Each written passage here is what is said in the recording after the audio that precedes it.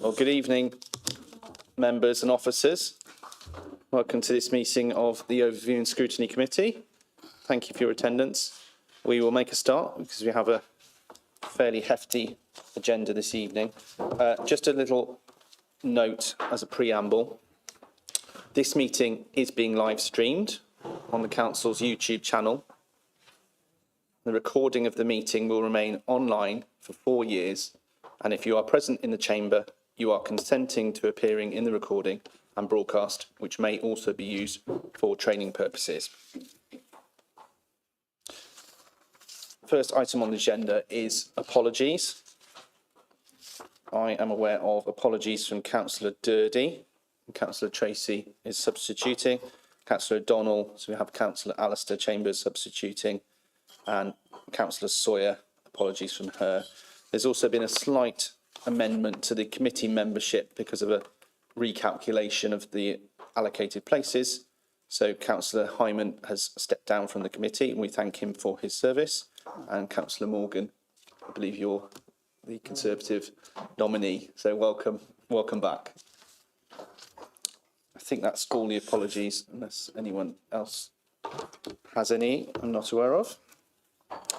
Item number 2, declarations of interest. Are there any declarations of interest on any of the items on the agenda this evening? Chair, I just say,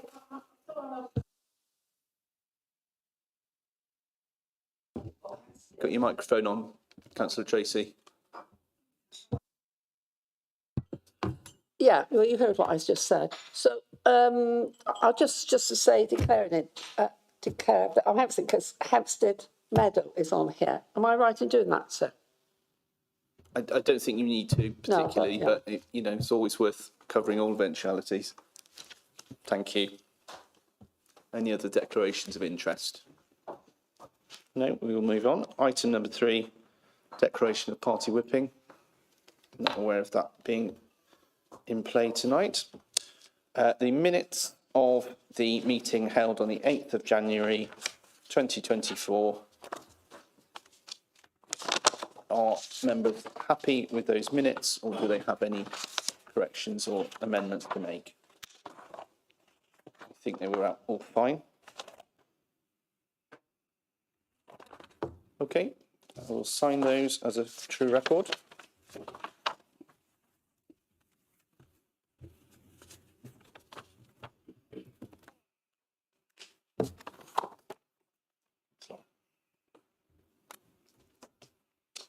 Item 5, public question time. Don't think we have any members of the public here. So we will move on from that. Item number 6, petitions and deputations. Similar answer to number 5. And item 7, the action point item from the last meeting. This is covered on page 13 of your agenda, 13 and 14. And this is some action points arising from the European Regional Development Fund, ERDF, Gloucester Urban Greening Project. I read through this, it was very interesting and useful. I don't have any points to make on it, but if any members had anything they wanted to bring up, please do so. I think it was fine. Okay. So we will move on from that to item 8, the first of the substantial items on the agenda. This is the lease of land at Hampstead Meadow. And Councillor Norman, I believe this is you. Welcome. Thank you, Chair. So this paper is setting the scene on how the authority can formalise an offering for Hampstead Meadow in the long term. Cabinet had previously agreed to enter a licence arrangement to pilot the operation of the site as a car boot after the use of the site as a COVID-19 testing centre. The licence in this pilot provides for the council to receive income at a fixed rate throughout the term with no drops should the car boot not be able to operate for any reason. During this pilot, income has been consistent, even with the car boot having to close on several occasions due to things such as flooding. In the future, granting a lease on commercial terms will give the council consistent income in the same way, but under more robust terms. As the paper highlights, the neighbours of the site are broadly satisfied with the current licence arrangements, and the paper asks for authority to be given to the investment manager in consultation with the members, Cabinet members for Policy and Resources and Culture and Leisure, to undertake a competitive process to enter a lease for a term of up to 15 years with 5-year breaks for the area identified in Appendix 1 of the report. It also asks that site conditions be evaluated and recommendations be made so that the site can operate all year round. And the paper also asks that the existing operator be given a 9-month extension to their existing licence to enable the car boot sale to stay operational while the competitive process offering for the lease is undertaken. Myself and the investment manager are happy to take any questions, but I would just like to note that this is the investment manager's first time at ONS, so if you can be gentle with her, that would be lovely. Thank you. You always are. Welcome. Thank you very much for the report. Very interesting. Very, very brief and to the point, which is good. I have a question about the map that's attached at the end. I'm just not sure. Obviously, I don't know where the site is, but there's no key to the map, and I'm just not sure what is actually being shown in terms of the. So we've got some highlighting in green. And maybe you could just explain that a bit.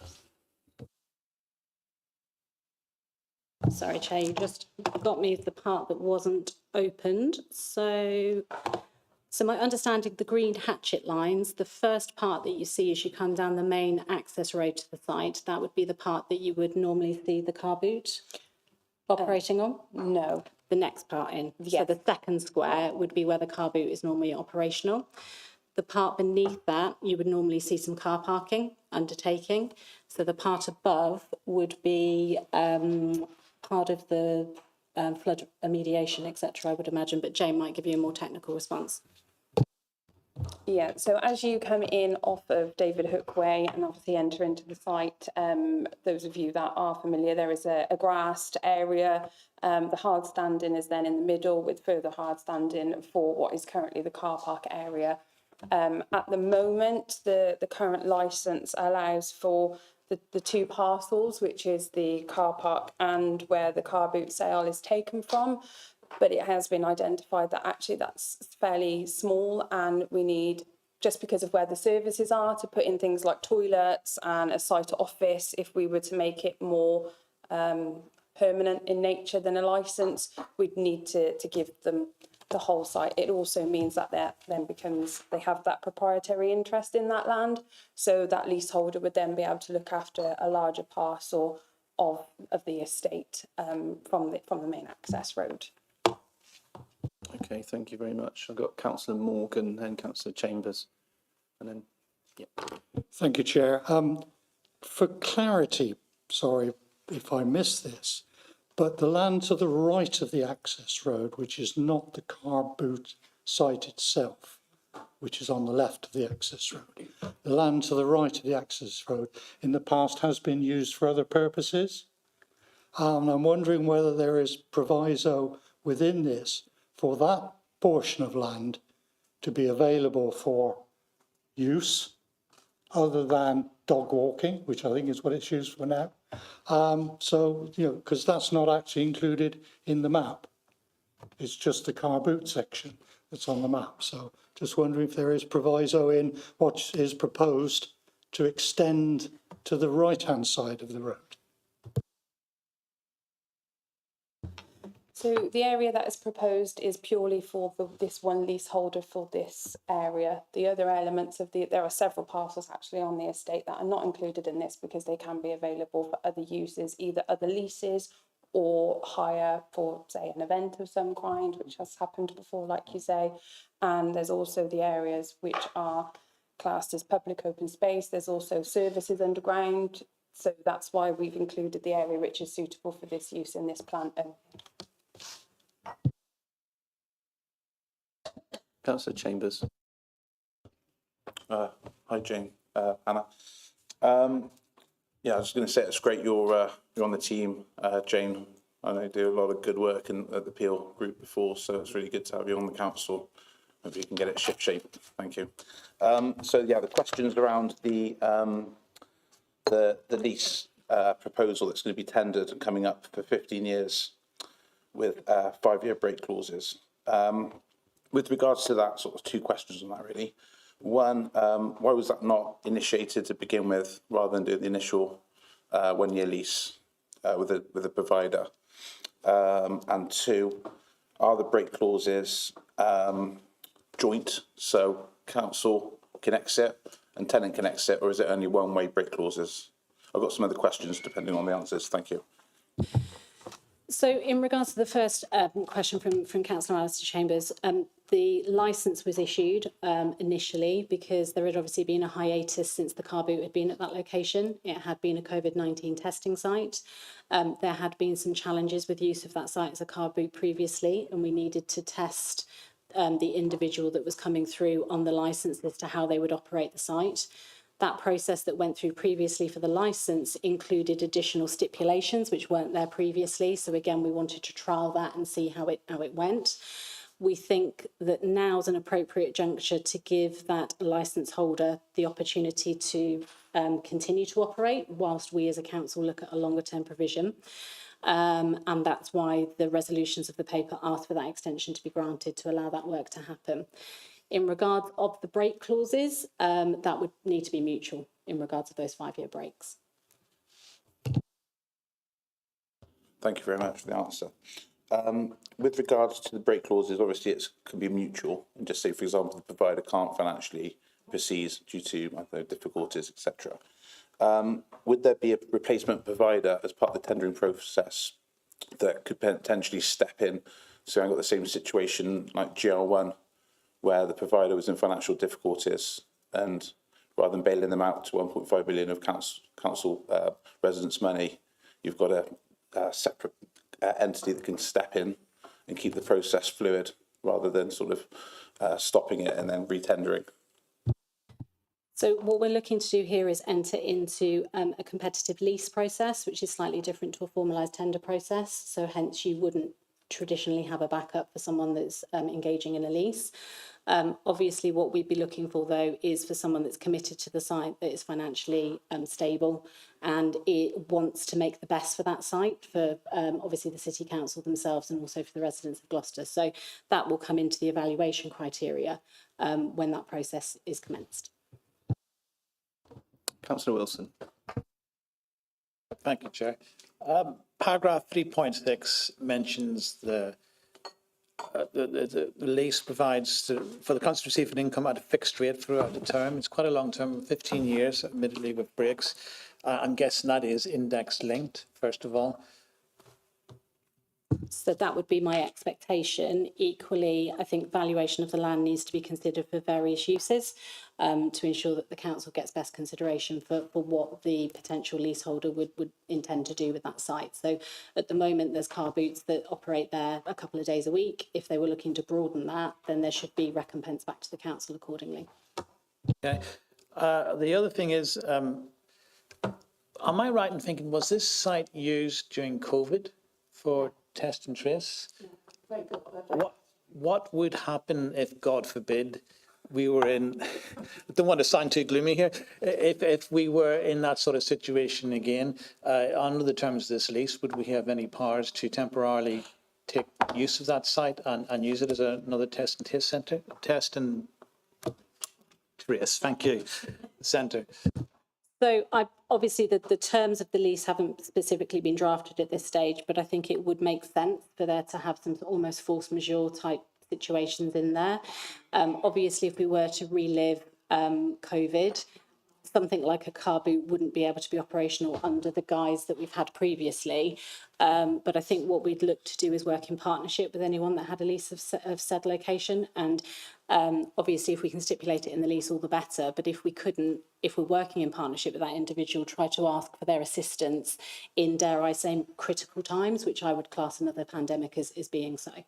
Jane, I don't know if there's anything from a lease legal perspective you'd want to add. Only to say that pandemic clauses are pretty common these days, as you can all imagine. So there is that, we can always put one in. That's not a problem to have that as part of the negotiations. But equally, like Hannah says, if somebody couldn't trade, it would actually be in their best interest to work with us in any case, because then it would help them through what would be a very difficult time as well. So, but again, all of that can be included. Councillor Pullen next, and then Councillor Hilton. Thanks, Chair. We talked about a lease to run a car boot sale. I still think it's a pity that other events couldn't take place, and I'm building on, I think, the point that Councillor Morgan made. Would the leaseholder be able to sublease in that case, or is it just a lease to operate a car boot sale? So I think all of those considerations would be taken as part of the competitive process. If someone wanted to put a proposal to the council of running a car boot X number of days a week, but then subbing to something like a fun fair or something on certain times of the year, we would definitely look at that at its entirety and its benefit for the city and the council, and then make a determination accordingly. Okay, so that's when and if issues arise. Okay. And 3.4 talks about ground conditions needing to be improved. I think when the COVID site moved on, there was quite a bit of work to be done on the site. Has that been done, or has it yet to be done? And what sort of costs are involved in that? So obviously prior to the COVID-19 testing centre being there were already some maintenance that needed to be done of the site. The NHS, when they left the site, did do some of their repairs, so obviously return the site to the standard that it was at when they took it over. There is continual work that we do need to do at that location, and I think some members may be aware that the permeation of the surface is there for an intentional purpose because of flooding, etc. But because of that, if you put very heavy vehicles onto it, it can cause damage. So that's something that the asset management team need to look at and have a continual maintenance schedule. I think by firming up the leaseholder for this site, you'll be able to understand the needs of the site in regards of weight and bearing and so on and so forth, and that will probably aid with the planning for maintenance of the site as well.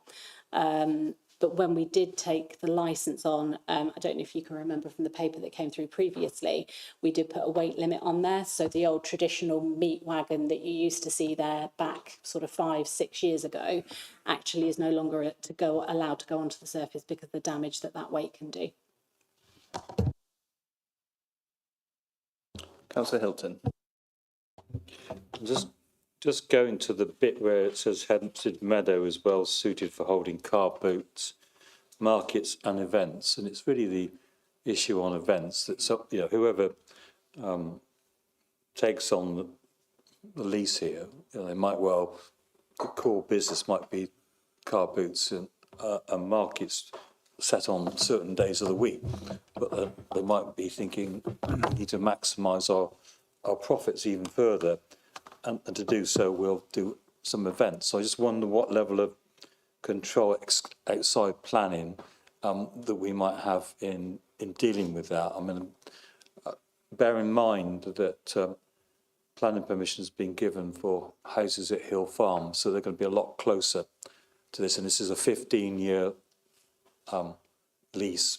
So pop concerts or rock concerts every other weekend might start to annoy the neighbours, and I just wonder whether we've got any control of that, and whether we're expecting to have some control over that when we grant the licence. In other words, if they propose to develop further or do other things during the period, that they need to come back to the council to seek permission rather than just seek planning permission or some other licence, but seek permission to use the site for that purpose. And also whether it might have a conflict with other events that the city council might be operating, like the fun fair in the park, having the same thing down at Hempstead Meadows, the same 2 weeks might not be helpful. So I just wonder whether we've thought that one through. So when we're going through the competitive lease process, we can put certain restrictive covenants on things that could be done. So, for example, if you wanted to say that a fun fair couldn't operate at the same time that it does at Gloucester Park for sort of the summer festival, then that could be something that you could add. Equally, if it was to run any events which were outside of its standard lease agreement, that would need a licence anyway, and therefore would go through the consultee process of the Licensing and Enforcement Committee. So that would include individuals within a certain distance from the locality. So if those houses are occupied, they could obviously put an objection in if it was an appropriate objection. Equally, if there were multiple events going on in the city at the same time and the police felt they needed to put an objection in, that would obviously be looked at as to granting that licence. So I think really what we're saying at this stage is that we're open-minded to anybody that wants to operate that site to the best of its ability. We'd like to attract somebody that wants to undertake a lease and be committed to the site and want to invest in the site and make it a real asset for Gloucester, really. So if someone wants to come forward with an opportunity that's more than just car boot, we would definitely be open-minded at this stage. I think we should be open-minded and not objecting to that. I just think we need to make sure that in drafting the lease that we don't forget that we might need to put some control in there so that they do come back to us if they're doing additional things that weren't first mentioned when we granted the lease to whoever takes it over.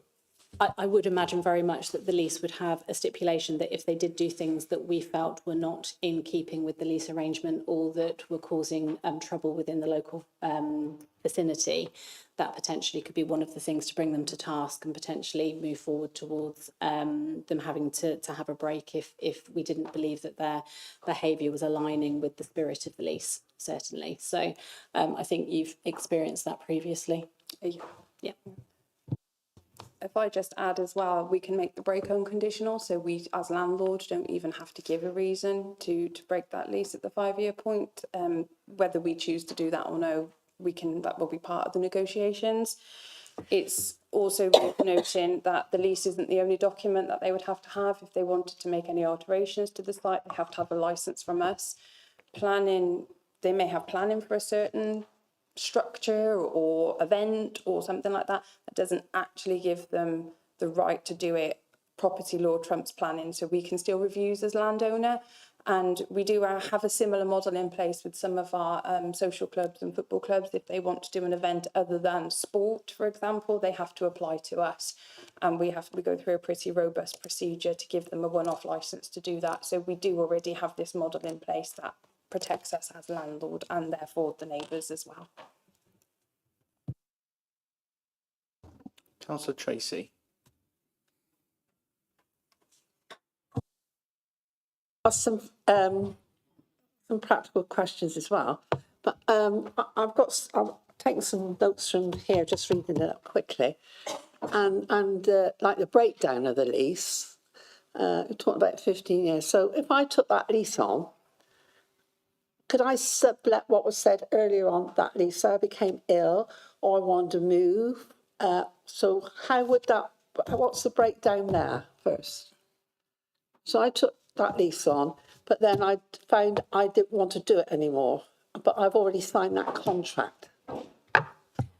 So I in a nice way. Yeah, I think the expectation would be that the leaseholder would engage with the council as landowner and say that I've come across hard times, I've had ill health in the family, etc. I can't operate this anymore. Can I novate that lease across to another operator? And obviously we would engage in hopefully a positive engagement for that conversation, but it wouldn't be a given that they could just transfer that across without council engagement. If I'm the leaseholder, I'm responsible for what takes part on that ground, and if like entertainment, whatever, where's the breakdown there? Who would take over? So we used to do lots of things there, didn't we? We used to have balls, everything there, and yes, I used to use the meadow marquees. You were there, and I mean, and the residents sometimes asked for that, you know.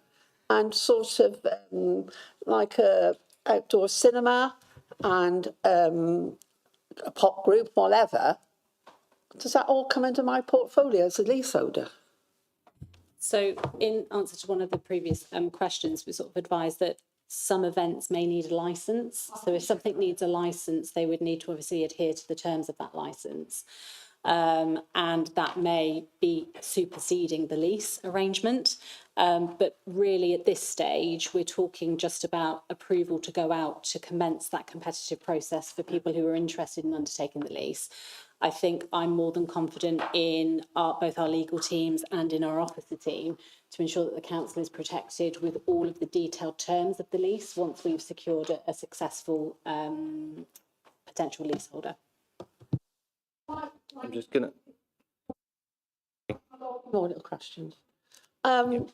You talked about we desperately need a toilet block down there. So that would take place if this is all granted. We start building a toilet block there. So the idea of offering a 15-year lease is to try to incentivise someone who's interested in undertaking that lease about also working in collaboration to invest in the site, because it will be a longer-term business plan for them rather than just issuing out a 9-month licence or so on and so forth. So that's very much the aspiration of the council. We would obviously need to look at those that responded to the competitive process at the time to see what they were willing to offer, and that would be part of the evaluation criteria. I can't say anything about timing. And what's the timing for all this happening? You know, like, do I go there for 6 in the morning and leave at 1 in the afternoon? Who puts times on it? Business owner. It's the leasehold. I know it's there, but we've got to get it right here. So again, part of that process is the leaseholder would make their business case. They would say that we want to operate a car boot 3 days a week between X and Y times. We also want to run a fun fair 4 times a year in these weeks, whatever it may be. And that may be ratified as sort of the core terms of their lease. If they then decided they wanted to do an open cinema on a Saturday to celebrate the 20th anniversary of Film X, that would be handled through a licence. So it really does depend about the individuals that we can attract into that competitive process as to what operational hours you would then be committing to. thank you. Okay.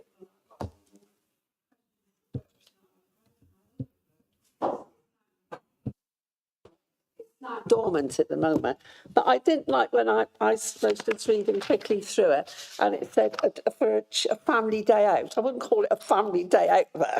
You know what I mean? I'd rather see children going in the rowing club or kicking a ball at Gordon League, you know what I mean? And also, Hill Farm's not in the equation at the moment, but that might not even take part, you know, the planning there. But when we had the lots of things going on down there before, you know, the residents did have a little moan, and also, but they were all right because they were the ones who were using it all the time. But we do have a problem if that goes ahead, that planning. I know we're not coming into that, but the road will be well used. So we used to do buses going from there to which would be good. We used to do a service bus would take you straight into David Hook's Way. I think that's enough for now, isn't it? Okay, right. I'm going to bring in Councillor Hilton now. Just coming back on something that Pam did say that I thought, that's another question. And we can remember the Enterprise, Accord, Amy, whatever it was, contract, how it started with one company. It was for 15 years. And they kept getting bought out and got bought out by... So if we have a competitive process and we've got 3 applications and they are limited companies rather than individual sole traders or partnerships, that company could be bought out and then it could well be bought out by a company that we turn down because of the concern about them or the quality about them. So I just wonder what sort of clause you're going to put in the lease arrangements to ensure that if the leaseholder is bought out because we give it the lease to a limited company, that we make sure that there's some control over it, whether we decide to allow that lease to continue or whether we can pull the plug. Because I just think we need to make sure that we can pull the plug if we know that the other operators are not necessarily acceptable. And the reason why we didn't take them on because performance in other parts of the country was not too good. And we thought we went with the best quality one rather than the one that was going to give us the top price. Yeah, we can definitely work that in. So that there's ways of doing it within the clause of the lease. So absolutely, we can mark that down as something to do as part of the negotiations. Thank you. Councillor Zaman. Evening. Sorry. Is it 15 years fixed lease and fully repairable lease? Yes, that would be what we would put on the open market. That's what we would be offering, but generally these things are then subject to negotiations depending on what offers we get back. So we would have to make a decision based on the quality of what comes back. But the intention is that it would be full repairing for the land within the plan, and then we can look to. For the bigger estates, so the access road, for example, there would then be a charge, like a shared charge, we call them service charges, so that would help maintain the access road for all occupants of the site as well. Will you be able to see the draft of the lease or handout? That wouldn't be normally something that members would be involved in. That's normally more of an administrative officer task. We set the political direction of travel, and then officers obviously make sure that they can fulfil that to the best of the sort of for the best offering for the city, really. Thank you very much. So I think we'll move on from this item now. Yep. I think it's the right time that this has come, ready for the rest of the year. And but I just also want to just quickly say that road might be busy because we still got the rowing club, the one at the other side, and there might be a possibility of having something else on that other side of the river. So but no, thank you. I think well presented. Thank you. So thank you very much for the report. I don't think we have any formal recommendations other than the being mindful when you're negotiating the lease about force majeure, COVID, restrictive covenants and events in the site. Thank you very much.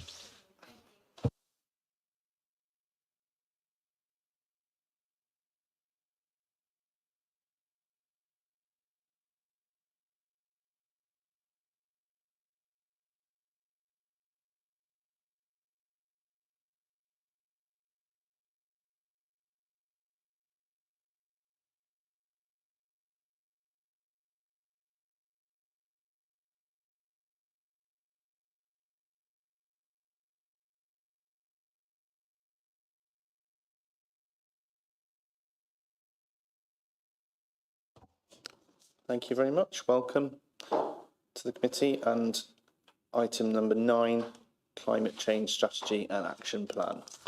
Councillor Cook. Thank you, Chair. This report is to introduce a climate change strategy and action plan, which is to be considered by overview and scrutiny to make recommendations to Cabinet, who will recommend to Council that the report be adopted and issued for consultation. In 2019, the Council declared a climate emergency, committing to reaching net zero emissions across its own activities by 2030 and across the wider district by 2050, subsequently changed to 2045. Since then, it has produced a carbon baseline and a tackling climate change roadmap in 2020, a green travel plan in 2022, and made further sustainability commitments in the 2022 to 24 Council plan, namely building a greener, fairer, better Gloucester. Following the pandemic, which had a major impact on the emissions profile of the Council, it was felt prudent to produce a new climate change strategy, incorporating decarbonisation targets and establishing a new emissions baseline. The Council also joined the Global Covenant of Mayors, which required the Council to deliver its first climate risk and vulnerability assessment, requiring the Council to reduce the Council's exposure to climate risks from global warming. WSP consultants were appointed in March 2023 to help deliver the CRVA and the climate change strategy. WSP met with members of the Climate Change Member Working Group in April 2023, the Cabinet member and lead officers on multiple occasions before producing the first draft, which was shared with the Member Working Group in August 2023.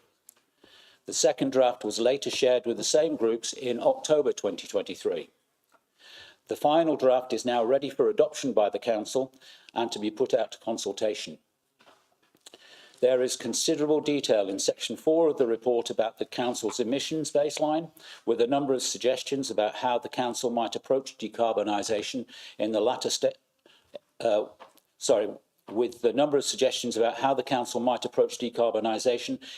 stages of section 4. Section 5 considers priority risks for the Council resulting from modelled climate change. Although the climate change emergency was first called in 2019, we've not been idle since, but the production of this strategy now gives us the tools and ideas to maximise the actions we can take, thus enabling the greatest reach and the most impact to reduce and offset our emissions. I want to thank all those who took part in the programme of works to produce the climate change strategy, WSP, senior officers and members. We now have a comprehensive way forward, and be happy to answer any questions at this point. Thank you very much, Councillor Cook. It's a very good read, very detailed, very interesting, very useful strategy, I think. And there's a lot in there. There are things that obviously we would take issue with, but that's the purpose of tonight, and then bringing it to council and so forth. I wonder, I always have this question at these sorts of meetings about how we can best influence something that we don't have direct control over, i.e. county council function of transportation and that infrastructure. Obviously in the report it's mentioned several times that we need to move to active travel, we need to reduce emissions from vehicles, we need to reduce single person car journeys and so forth. How do we do that when we are not the authority making those decisions?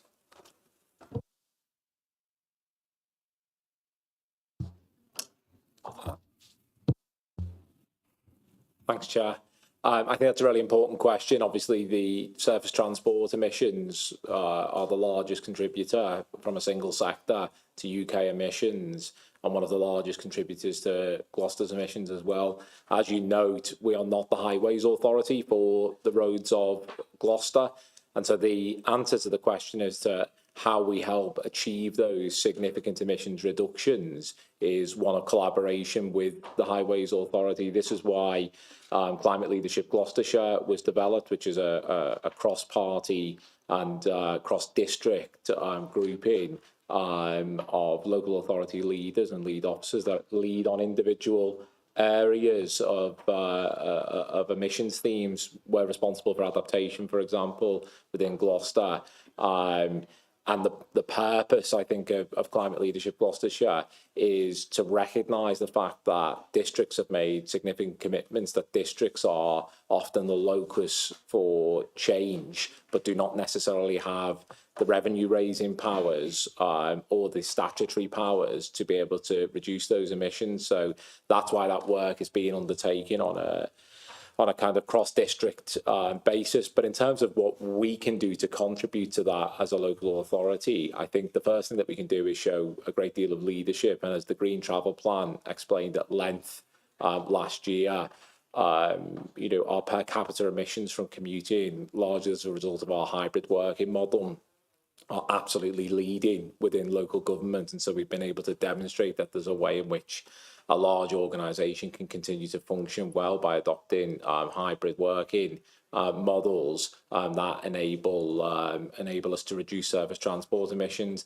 A second way in which we as a local authority can address things like surface transport emissions, which are often further into the scopes than perhaps we would always like, is to look at the assets that we have and see whether or not there are opportunities for us to assist the Highways Authority in its ambitions.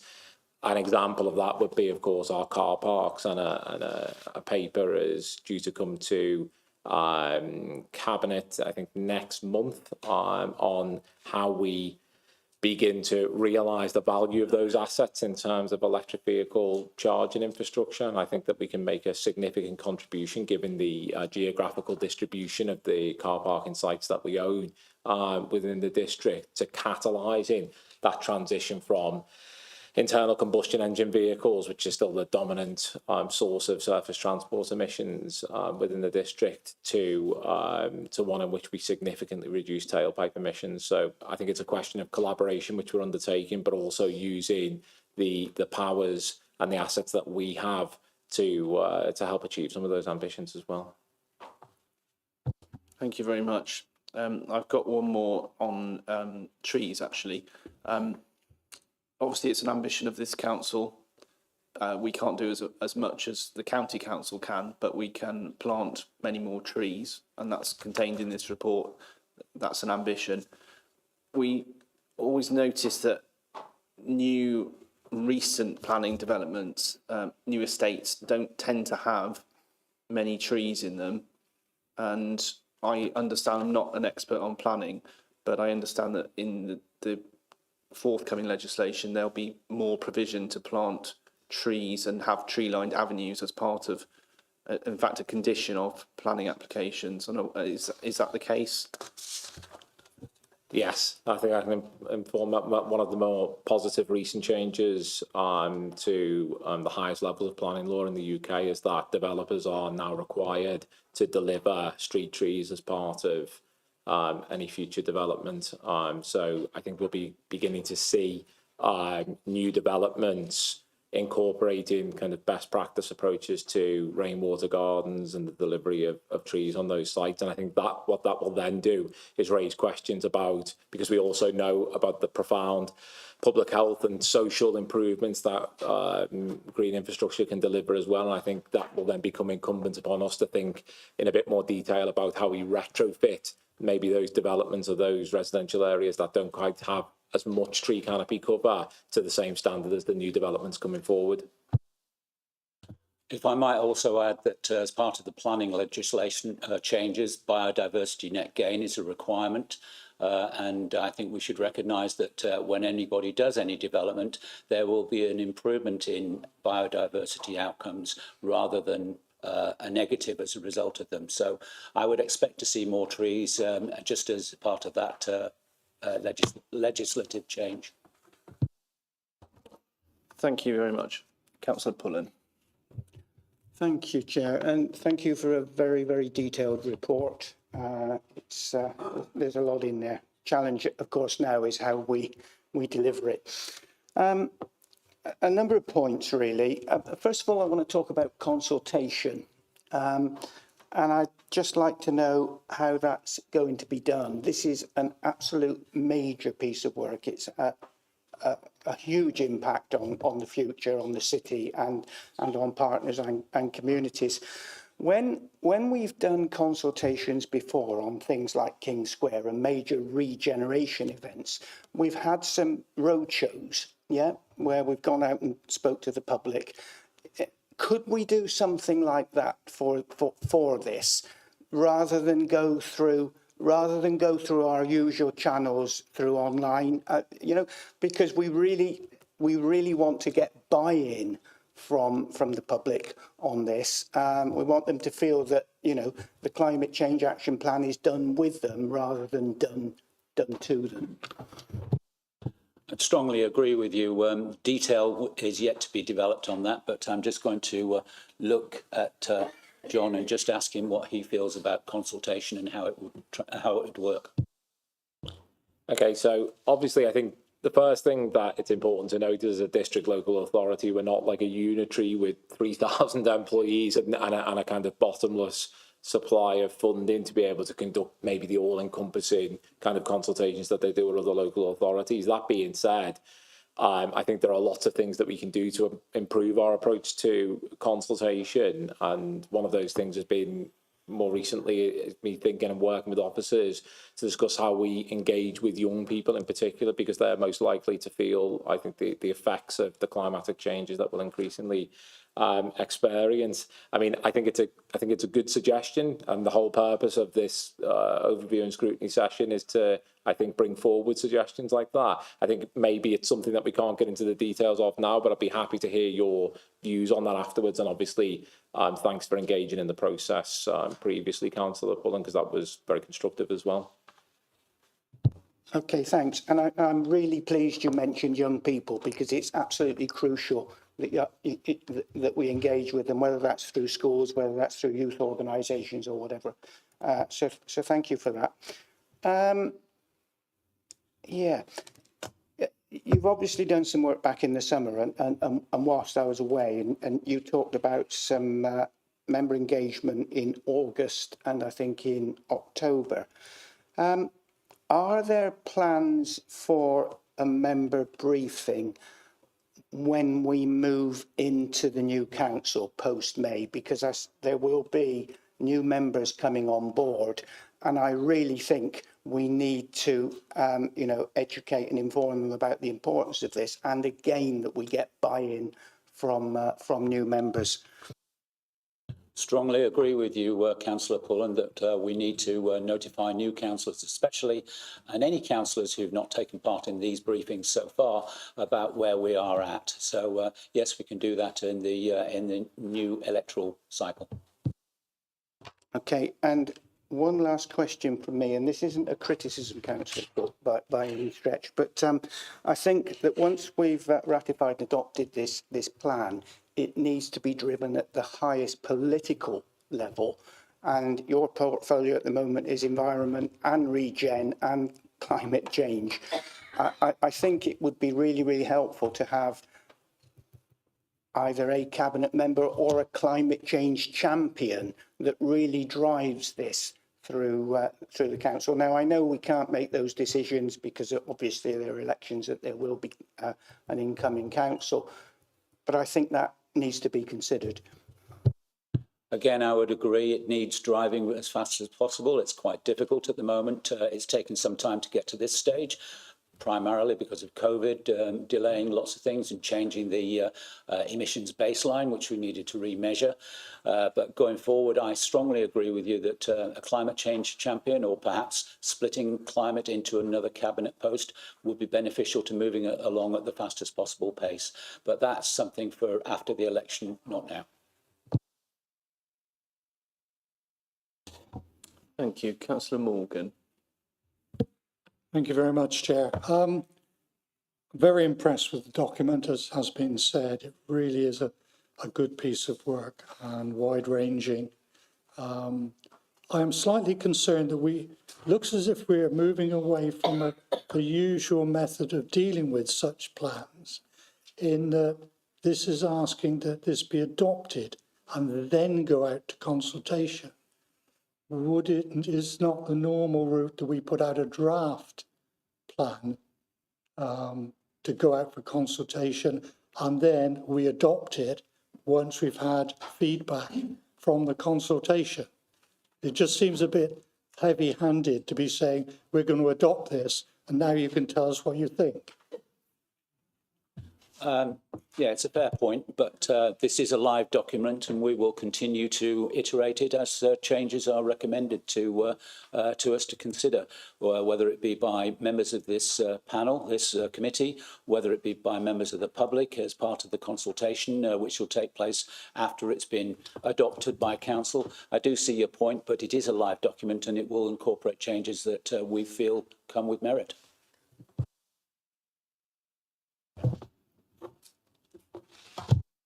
I mean, the other point which sort of follows on from Councillor Pullen's question at council 2 weeks ago is that we don't want to delay any further. You know, it's taken us a while to get to this point, and if we went out for consultation first, it would mean another few months delay. It would push it into a new administration post-elections where we'd have to check whether or not. So I think the administration just felt, let's try and get this out this side of the elections, and then, you know, whatever the administration is afterwards, they can crack on with amending it, updating it and maintaining it and delivering it. And sorry, if I could, Chair, just to provide an additional reassurance to members, as a condition of our membership of the Global Covenant of Mayors for Energy and Climate, we are required, in order to maintain our membership, to undertake a biennial review of the progress that we've been undertaking, of the work that we've been undertaking, including a monitoring emissions inventory. And what that is essentially is measuring the emissions where they are at that point relative to where they were when we undertook the climate change strategy in the first instance. And as part of that cycle, there will therefore be an opportunity at least every 2 years for members to re-engage with the document, to make further contributions, suggestions, etc. And if, you know, the decision is made to continue with the existing governance structures, including oversight from the Climate Change Member Working Group, I think that will allow for an extensive level of engagement in the document, which, as Councillor Cook notes, is designed to be a living document on an ongoing basis. Thank you. Councillor Wilson. Thank you, Chair. And just to echo the other comments as regards the document itself, it is a very impressive piece of work, and I'm sure we will be using it a lot over the many years after a lot of us have departed the scene. It's a strategy really in two parts. The first bit is becoming a carbon neutral council by 2030, and you could argue that's the easy bit, because we've got a direct influence over that. If you look at the Gloucester District Roadmap, it's full of items such as energy efficiency retrofits, heating retrofits, solar panels, etc., etc. These are all very hugely capital intensive projects, and they won't work unless there's commitment from central government to provide the funds. I don't know what the thinking is by the people who put the document together. Are we writing and putting all this together in anticipation that a future government is going to come up with all the funds necessary to pursue this? And have you had some kind of a steer from central government that is their long-term thinking? I think there has to be a commitment on the part of central government to ensure that their climate change commitments are met. There'll have to be more money come into the into local government sector at a number of levels to make sure that things like retrofit work, to make sure that people start to use air source heat pumps and the like. It's got to be driven from the centre because there isn't the money available in local government to make all those changes. We can't start instructing households to retrofit or to make their houses available for retrofit. It's got to be driven from the centre.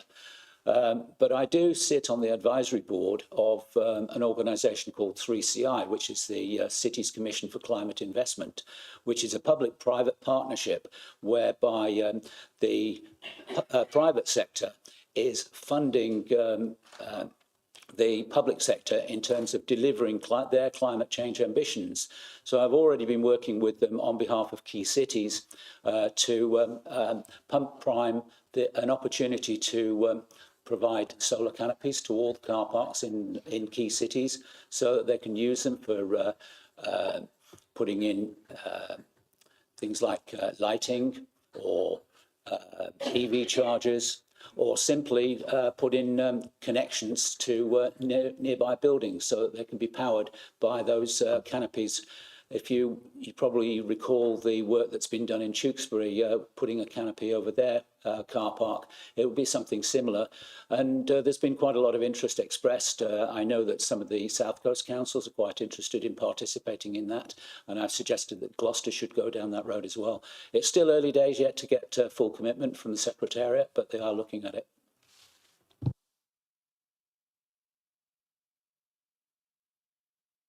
Go on.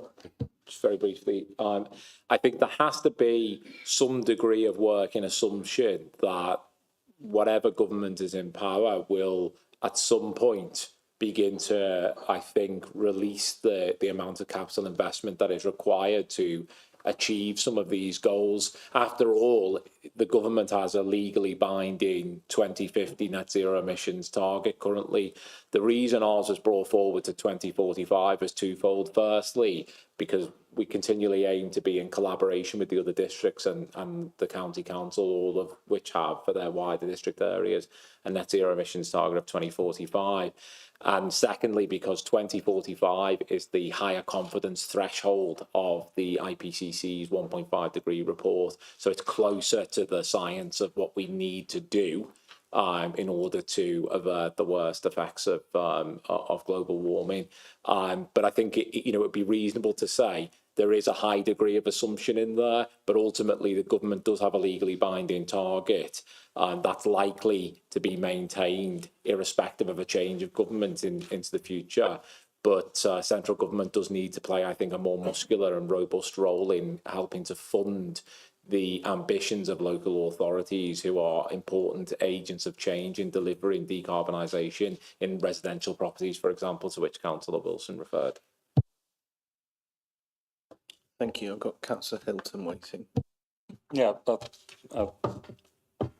thank you for the report and what is really a high-level strategy document in two parts. The first one is looking at strategies that we could use as a city council to get us to net zero by 2030 as our own organisation. And that's just 7 years away now. And what we haven't got here is that detailed action plan that needs to follow on about what we actually do in the council itself to fix that. And I think that is reasonably easy. Then we've got 2045 for the city as a whole. Now that, as already been mentioned, not only requires collaboration with other public sector organisations and even private sector ones, but also requires action by the government. There's a lot of mention here about installing solar PVs in 50% of homes. That is going to be a very tall ask because a lot of people probably can't afford that investment, and the return on that investment would be quite a long time. But if the government deals with the energy that's being produced on the national grid and ensures that that energy is carbon neutral and that it's powered either by hydroelectric, it's powered by wind power, it's powered by solar power, it's powered by nuclear power, we're not going to be using fossil fuels to generate electricity. You then don't necessarily need solar powers on every house, or 50% of them. You've got a problem in parts of Gloucester because we've got 14 conservation areas in which we're looking at historic buildings and things like that, and they won't necessarily be suitable there. But if we can supply all those properties with renewable energy, and we convert them to using electricity rather than gas to heat the places, then we've dealt with the problem. The other one is you mentioned in there about buses and electric buses. I know, having had conversations with Stagecoach beforehand, they said they're very expensive. You might find that hydrogen fuel buses or biofuel diesel buses might be the next step. But also, they said that the real problem is that they couldn't provide the energy for their electric buses in a depot in London Road. And one of the big problems we're going to have with all these electric vehicles is actually having the extra energy as well on top of the fact of converting to renewable energy. We're going to also have the problem of supplying. I notice you don't mention hydrogen fuel cells, which are rather quite good because you don't need to hook up to the national grid to power them. You buy the hydrogen and it converts it into electricity that allows the electric motors to whiz and the vehicles to move. So I just wonder, there's some aspects of this strategy that I would challenge, that maybe there's other ways of dealing with them, with the same thing, except that we need to get the UK to zero by 2045. But there are other technologies, and we're not looking at that. And we really need the government to move much more swiftly. Then that would take some of the headache off us at a local level, and we can deal with other ways of reducing our carbon footprint. I noticed you've mentioned industrial buildings, 10% of them to have solar powers, but only about 50% on domestic property. In actual fact, the industrial buildings have got a lot more roof space and are in industrial sites, and they're probably more suitable to having solar power than we are in private sector housing. And we've got to understand in Gloucester as well, we've got a lot of council tax bands A and B. So we're talking about an average income in Gloucester is not as great as it might be in other parts of the country where people could afford to put this on their roof or whatever. Thanks for that. I think some really good points. I think the first thing I would note is, and to provide members with some degree of reassurance, is effectively this strategy is pegged to the Climate Change Committee's sixth carbon budget, albeit it's adopted for the unique geography of the district of Gloucester and the demographics and housing tenures, etc. Obviously, we wouldn't apply the same suggestions to a London borough as we do in Gloucester, because we've got more single dwellings with roofs that are viable for solar PV, for example. So the proportion of properties, residential properties, that we can expect to see adopt solar PV would be much higher in Gloucestershire, notwithstanding the fact that there may be individual financial challenges at the level of the household. For example, we can't always anticipate where the economy is going to be in another 4 or 5 years' time. I think in terms of the things that we've done so far as a council is, obviously Councillor Cook had extensively lobbied the government to reduce VAT on solar panels and on home energy efficiency interventions, and I presume there were other lobbying efforts undertaken from government elsewhere, from local government elsewhere, across the country, and that was something that we managed to see in last year's spring statement, which I think is a significant step forward.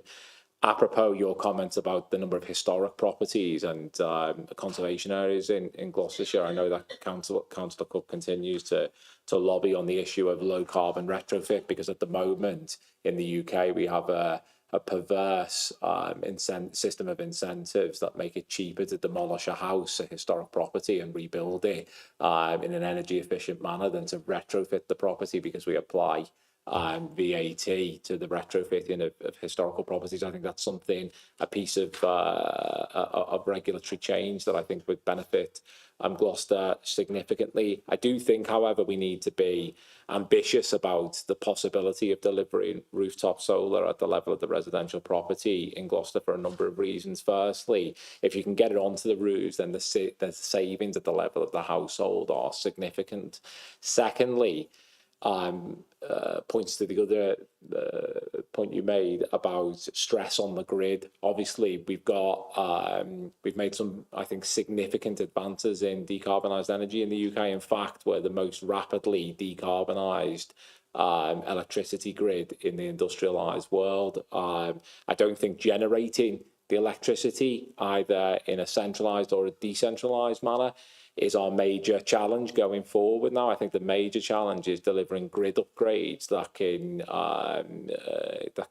absorb that electricity, if you will. Although there's some debate about this, there is a general view that peak heat demand in the UK is 6 times grid electricity capacity. So were we to switch entirely to an electric heating system alongside other electrical power, the existing grid infrastructure that we have at the moment is insufficient to be able to take that energy generation.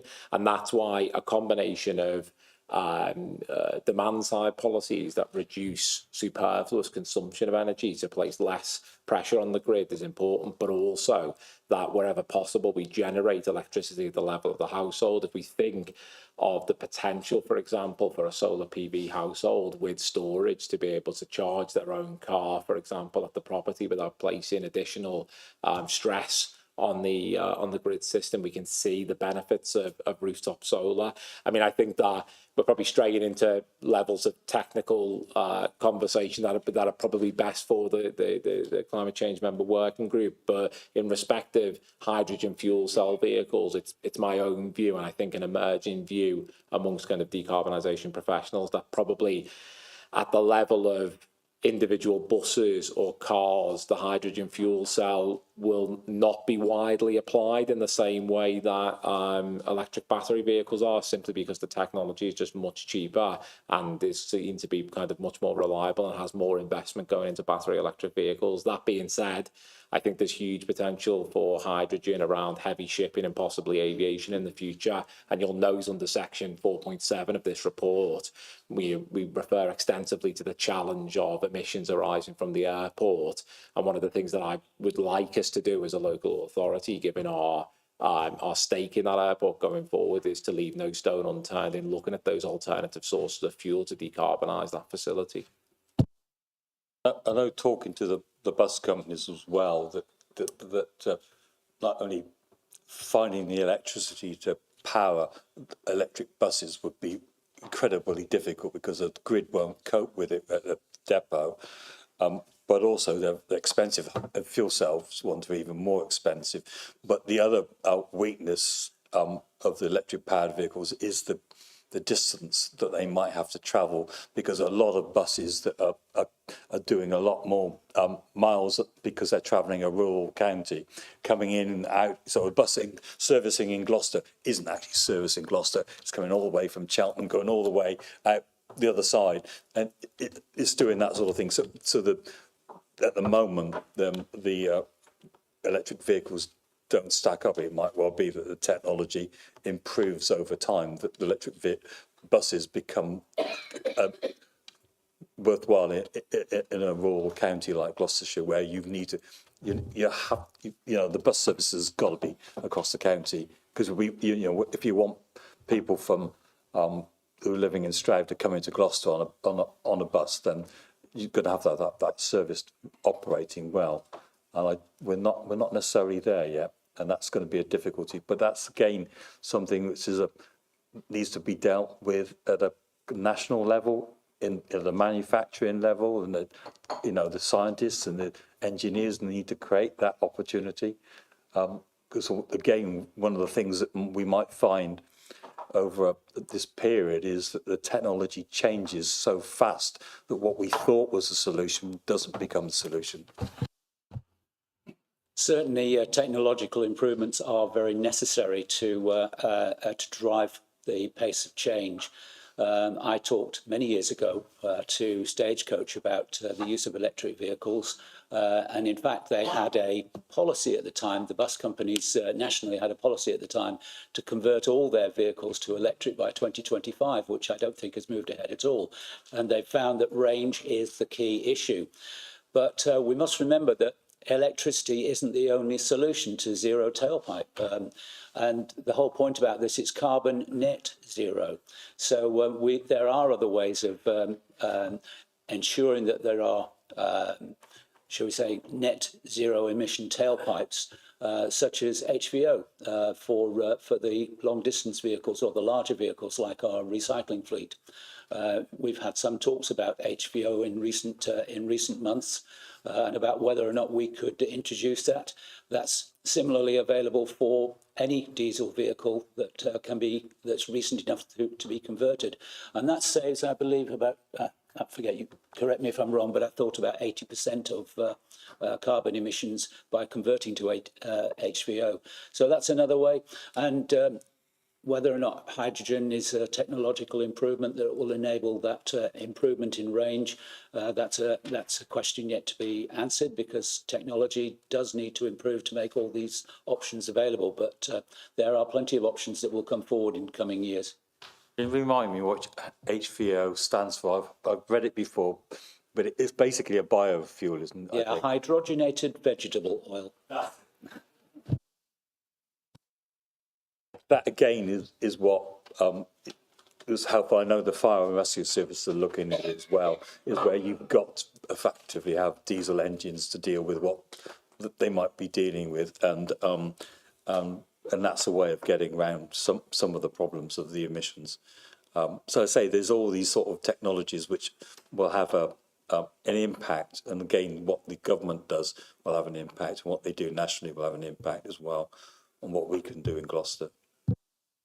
Just very briefly on that, I think that's why we've tried to make the strategy as the kind of master document as technology agnostic as possible. In a previous life, when I first raised the prospect of full electrification of refuge vehicles, and I'm taking into account the fact that the geography of this particular location is very different, you were practically laughed out of the room. And then 5 years later, companies like Dennis Eagle and Nissan were producing full-sized, fully electric, including ancillary equipment vehicles. So I think the technology does change very quickly. We need to keep our options open. As Councillor Cook has noted, there are also kind of interim measures that we need to, I think, continue to explore that can act as a bridge between different technologies. If we take a look at HVO, for example, the uplift in the cost of that for a fleet of similar sized vehicles for of Gloucester would be around £170,000, right, for a year. But a new fully electric, one single fully electric refuse vehicle, which is largely untested under the kind of terrain conditions of Gloucester, is over £500,000. So there's an example of where you can rapidly decarbonise fleet in a relatively low cost way, relative to the alternative technologies coming forward. So I think it's important for us to remain agnostic and sceptical, and not tie ourselves to any one particular technology at this stage, because we know how rapidly those conditions can change. Thank you. Councillor Alistair Chambers. I've got quite a few questions, so I'm going to go through them very quickly rather than long speeches with multiple questions in the speech. The first one is with regards to page 100. It's working with neighbouring local authorities. I noticed in the key references that there's no reference at all to the SLP. Why is that? Thank you.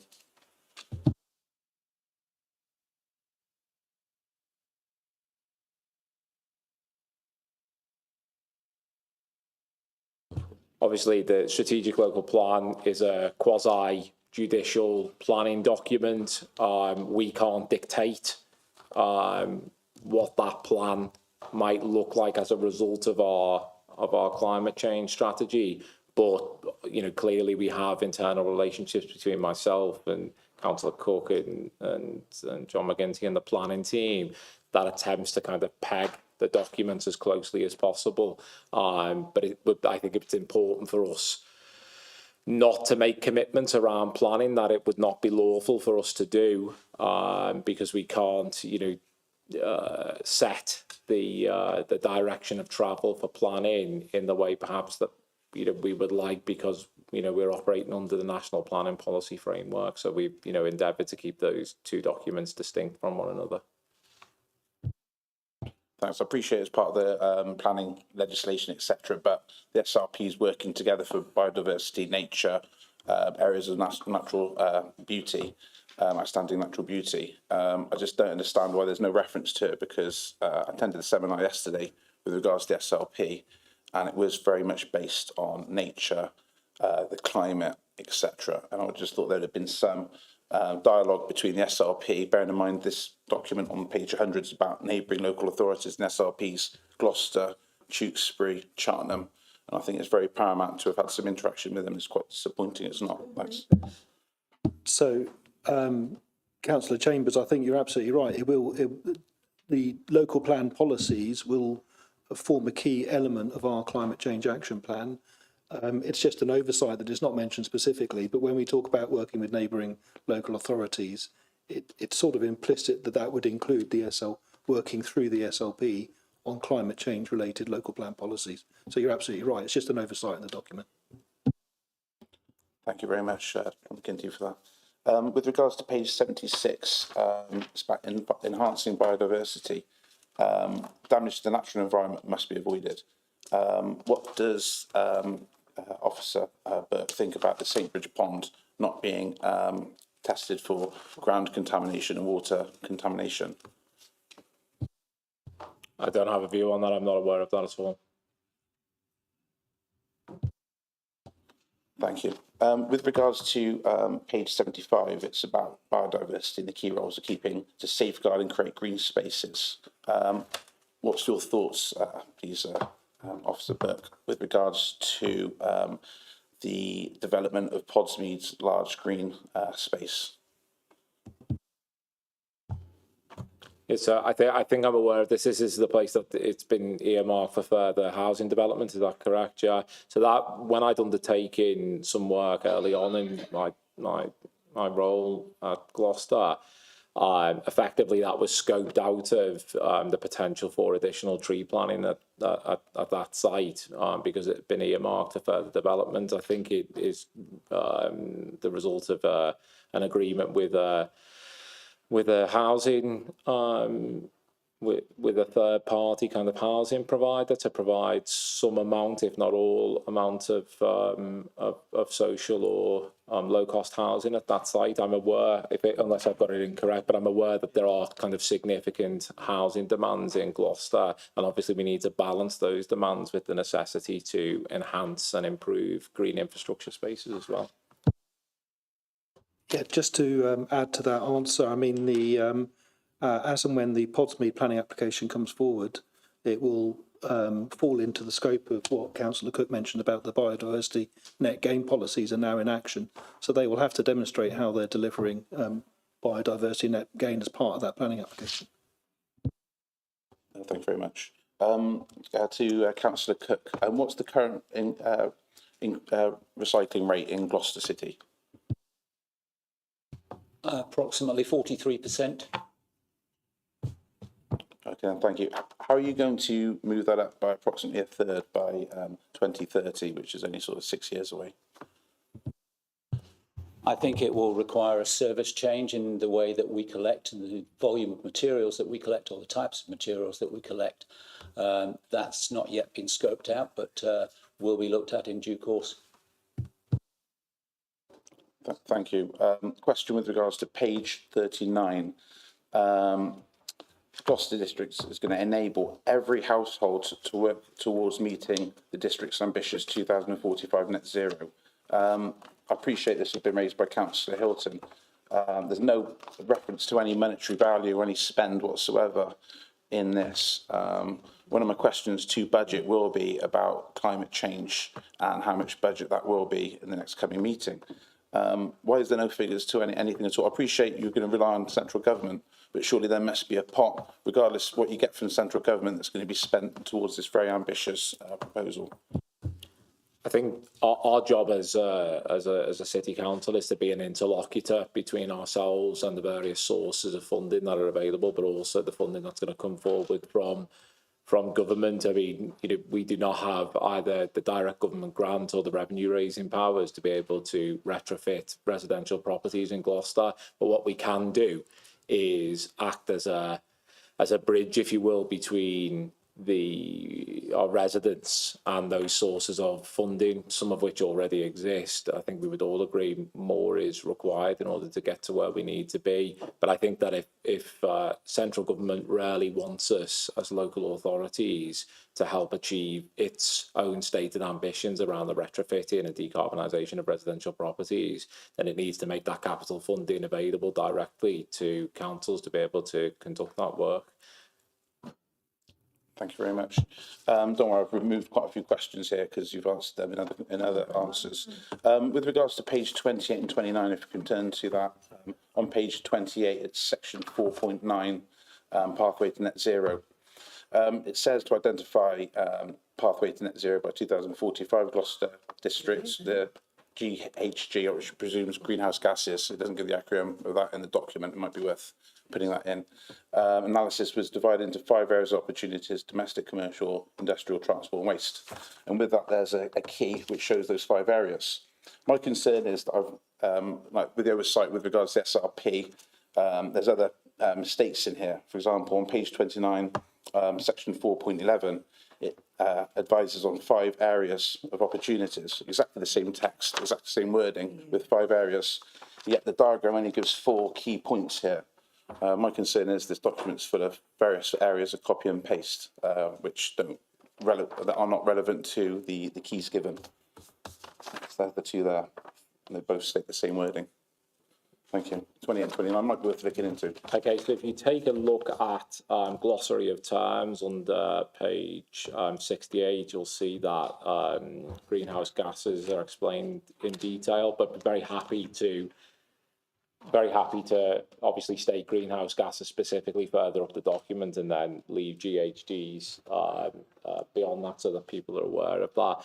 On some of the minor textual errors that have been identified, I think that I noted a number myself, and this continues to be, I mean, it's You know, I'm an avid reader and read novels that go through various degrees of editorship, and still, you know, typos manage to creep into those. I've spotted several here, and I'm in a continuing dialogue with WSP around the use of InDesign, which is the software that they use to format the document, to address those issues. And there's a number. I mean, in anticipation of some that may have been mentioned this evening, you'll see under page 2, item 2, because we actually changed the name of the document from Climate Change Strategy and Action Plan to Climate Change Strategy, in recognition of the fact that we believe there probably needs to be another document that sits underneath it, that states explicitly the programmes and the projects that will be undertaken to deliver against this strategy in future.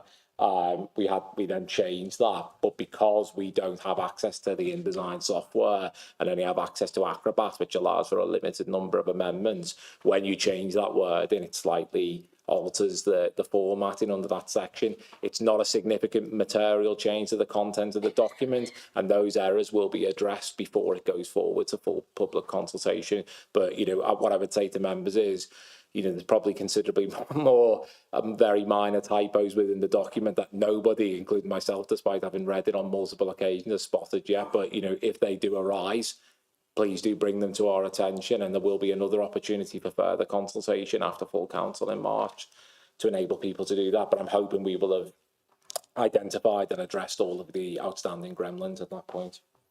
Thank you very much. Yeah, I was going to highlight these discrepancies you mentioned, so I'll ignore those. Yeah, the main thing was around the diagram. So if you just check that diagram on page 29 going forward, that'd be great. So I think there's a mistake for that. This one's to Councillor Cook, supporting the rollout of electrical vehicle charge points in the district. So I was just wondering how many charge points there are now, and how many charge points do you foresee you're going to achieve, say, by 2030? Thank you.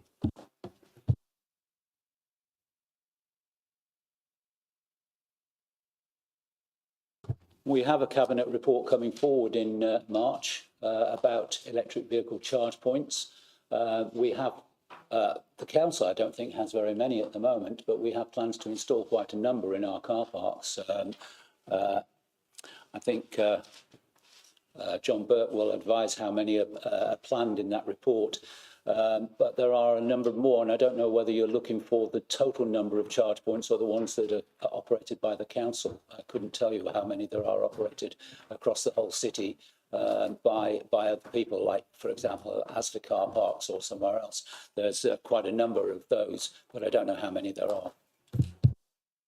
So, as we've noted this evening, Gloucestershire County Council are the highways authority for Gloucester, and therefore have responsibility for delivering the on-street charge points, of which we as a council, I think, have been very supportive of.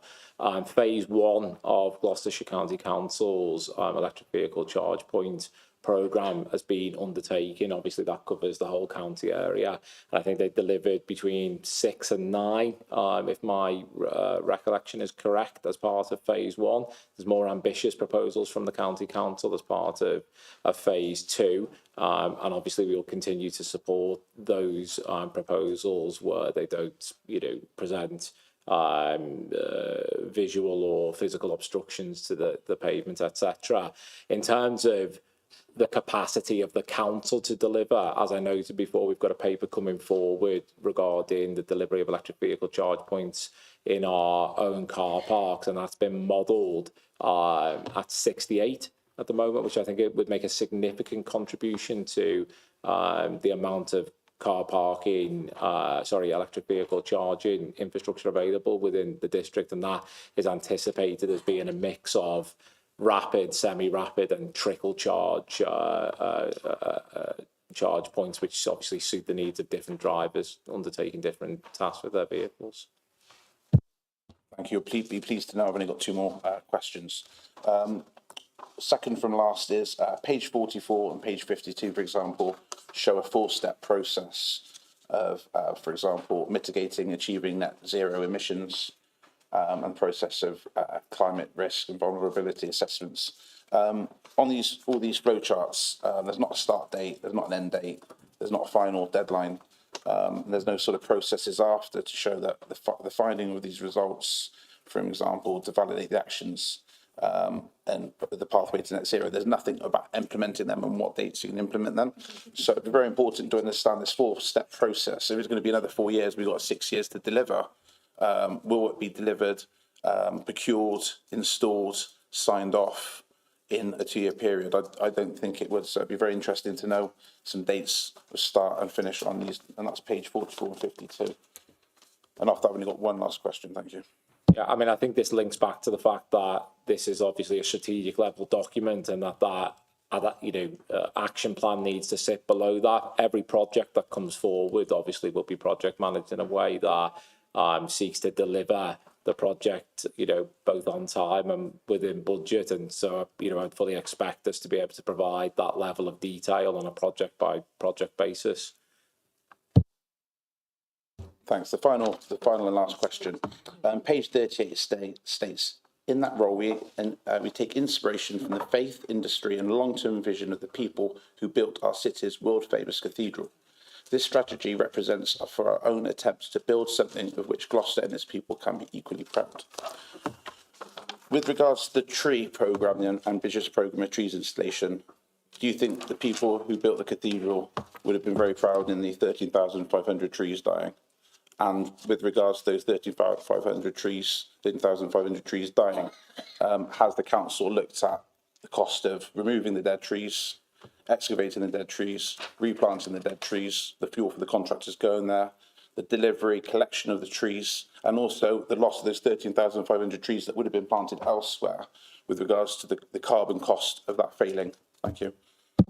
Okay, so I think the first thing I would say is that though there are many advantages to not living in the medieval period, one of the few advantages that our forebears in Gloucester had over us was of a reasonably predictable climate. Unfortunately, we are not the first, and we certainly won't be the last local authority that undertakes in good faith an attempt to deliver new green infrastructure and tree specimens that, as a result of a prolonged period of drought, record temperatures, etc., unfortunately experience higher than expected levels of failure. I think the thing that we as a local authority have learned from this process is that we can no longer plant whips and establish woodlands in a way that has been done historically in the UK, because we can no longer rely on a reliable climate not to produce those conditions that kill them. So we do need to, I think, give more thought to things like establishing whip forests, etc., using watering, which we would never had to have done before, possibly even employing some of the techniques that they use in agriculture, such as drip irrigation, to ensure that they survive through those periods. I think what I would say is that the true measure of a local authority's commitment to these, to the delivery of green infrastructure, is not whether it fails in one particular endeavour or not, but what it does to rectify those failures. And I think that by ensuring that the overwhelming majority of the specimens at places where they were not subject to vandalism losses in the first phase were replaced, and we now have kind of thriving, developing infant woodlands, I think was commendable. I think that we recognise that when we undertake those efforts in future, that we have to approach them differently, and we probably have to have a greater degree of coordination between strategic level officers and officers in open spaces. But I think a fundamental law of epistemology is that you tend to get things right after you get things wrong. And I think in this instance, we've started getting things right. We'll continue to get things right. And we're very much committed to ensuring that we realise the ambitions laid out in this document to make Gloucester greener and to benefit from the green infrastructure or from all of the attributes, that we know green infrastructure can deliver. Thank you very much, Councillor Cook, John McGinty and Officer Burke. Just on a quick final note, the tree officer said he was shocked by the choice of whips and breeds chosen, and basically said they had zero chance after planting, but that's a City Council tree officer. Thank you. Finished. Thanks. Thank you. Councillor Pullen, I think you've got some recommendations to suggest to the committee. Yes, thank you. I'll just go back to those points that I raised earlier, and I'd like to make 3 recommendations. The first one is I talked about a roadshow type consultation with the broader public, and specifically, as the officer mentioned, consulting with young people. The second one was fairly straightforward, a member briefing for new members when they come in post the elections. And the third one is that we must have this climate change action plan driven at the highest political level, whether that's by a climate change champion or a specific cabinet member. But obviously that is dependent on the new administration.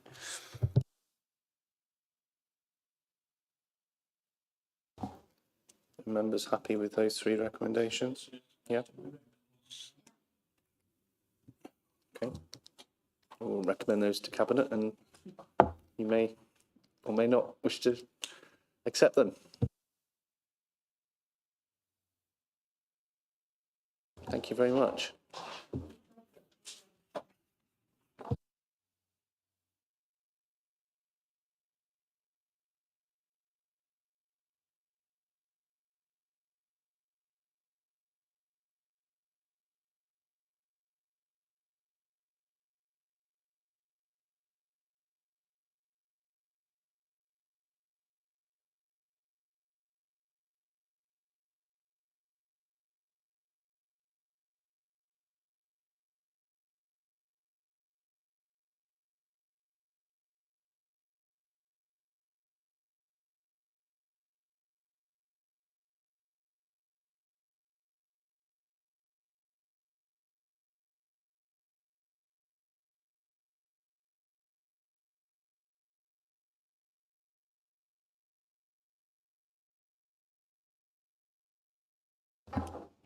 Thank you very much. So item number 10, the housing and homelessness strategy.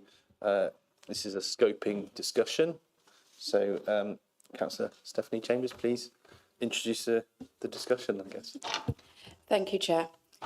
The current housing, homelessness and rough sleeping strategy was adopted in 2020 and expires in 2025. The strategy sets out 3 key priorities for increasing supply, making the best use of existing stock and reducing homelessness and rough sleeping. A huge amount of work has been done in delivering these outcomes. Hundreds of new affordable homes have been delivered across the city, with many more approved, including a development which has 75% of affordable homes within it. There are significant challenges across the UK with an increase of households presented as homeless, and whilst this challenge continues, our housing team have prevented over 1,000 households from becoming homeless and improved over 800 homes in the private rented sector. A great deal has been achieved throughout this strategy's lifespan, and I'd like to take this opportunity to recognise the considerable amount of work that has been undertaken by the housing team, supporting residents facing a very difficult time in their life. I would also like to add that this has all been achieved whilst having some unexpected challenges, such as the pandemic, the full invasion of Ukraine and the Homes for Ukraine scheme, the Afghan relocations and assistance policy scheme, and the cost of living crisis. And I'm sure Neil could add plenty more. Whilst all this has been done, I think we can all recognise that there is a national housing crisis, and homelessness, and particularly rough sleeping, is a very complex issue to solve. So there is always more to be done and new innovative solutions to be found. So that's why we've come here today, to start the process of hearing this committee's views on the next housing strategy. Thank you very much. Neil, did you want to say anything at this point? Thank you, Chair. Lauren, can we move to maybe to slide 7? Sorry. Brilliant, thank you. So thanks to Councillor Chambers for sort of giving a very good overview. As she set out, we're really here today to get your views on the way forward. We've got a good year to develop the next housing strategy. So we're not in a particular rush, which is why we want to spend some time, get your views. And this is the first step, really. So we've got a blank piece of paper, we've got the existing strategy to work on. And your views will be used to inform the future progress. We'll also be going out to consult our residents and stakeholders probably towards the end of this year, so that again we have their views that inform the way forward for the strategy moving forward. And our aim is to adopt the new strategy in the spring or summer of 2025. So well, within the window that we have available. Next slide, please, Lauren.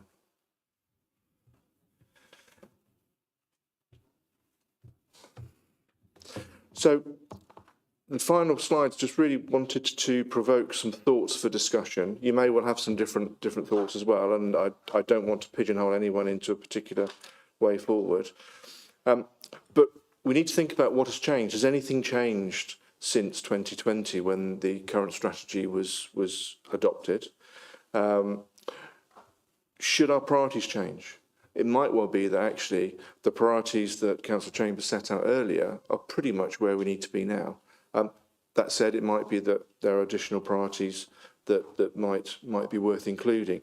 Do we need to sharpen our focus even, or perhaps we broaden our outlook to something a bit wider? Next slide, please. Thank you. Our current strategy. Our current strategy is for a 5-year period, so it was adopted in 2020 and moves through to 2025.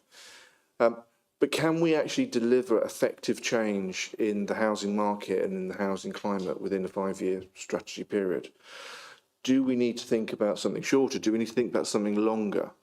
How do we maximise how we as a local authority influence and deliver in the housing market? And is there an opportunity maybe to align our housing strategy time frame with other corporate strategies? So is that something that we might want to think about doing? And in our current strategy, we have a mix of strategic objectives and short-term actions that we're going to deliver. Do we actually think this approach works? Is there an opportunity to think about a different way forward? Is there any conflict between having both those broad priorities and short-term actions that we need to think about?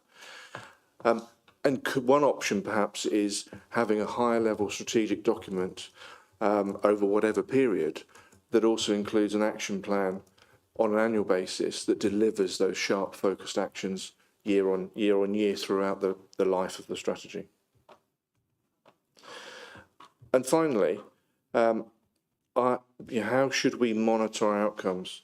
At the moment, we are reporting our performance on the strategy once a year. So every year, I think we come to Overview and Scrutiny Committee and give you an update on how we're delivering the strategy and how we're getting on. Does this feel about right? Are there alternative options that you would want us to consider? And how can we make sure that our performance reporting best represents the outcomes that we deliver through the future strategy? I think that's all I would like to say. Like I said, I don't want to constrain thoughts and ideas. I'm very much got a blank piece of paper. Really interested to hear the committee's thoughts on how you see moving forward. And I don't believe that we feel this necessarily needs to be the last opportunity for Overview and Scrutiny Committee to be involved in this process. More than happy to come back in the summer after we've started moving forward with a very early draft document for you to provide further comments if that would assist. Thank you. Thank you very much. I think the reason why this item is on the agenda is that the peer review identified an opportunity for scrutiny to be more involved in policy making, and therefore we asked for this sort of item to feature a bit more often. From my point of view, I'm not a housing expert, but I think, there are perceptions amongst councillors, and there are also, there's factual updates that we get at annual council or at council meetings or in cabinet questions, to do with questions we might ask about current level of homelessness, current level of new homes being built, things like that. My perception is that homelessness is on the increase, but that may be anecdotal, and so I don't know whether, you could back that up with some up-to-date information for us. I mean, obviously these slides are very open-ended questions. I personally could do with some more facts to sort of benchmark where we're coming from, in order to have a few more inputs and ideas. And I don't know what other members feel about that as well. Councillor Hilton. Yeah, well, thank you for opening up the discussion. I do think that there is a serious issue of providing enough affordable homes and decent affordable homes for the people that need them in Gloucester. There's a lot of people that cannot afford to buy, but they need to be in rented accommodation that's good quality and which has got some form of secure tenancy.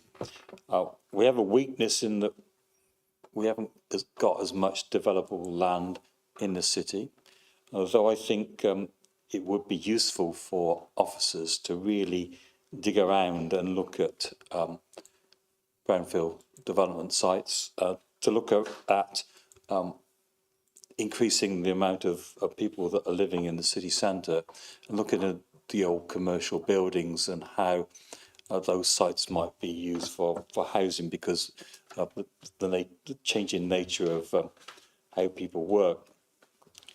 And quite clearly, the council needs to be proactively working closely with the registered social landlords. But I also think it's about time Gloucester City Council started acquiring and building its own council housing again. I think we've started with a bit of the £5 million that we're spending on buying some properties to take people out of hotel accommodation, but that's just really a short-term fix to resolve an issue of the cost of helping people that have been made homeless. And most of those are families, I understand, that effectively fell out of, they've been in a private accommodation, they can't afford it and stuff like that. So we do need to do that. And at the moment, we can have up to 200 houses without a housing revenue account. But frankly, I don't know what the problem is in having a housing revenue account.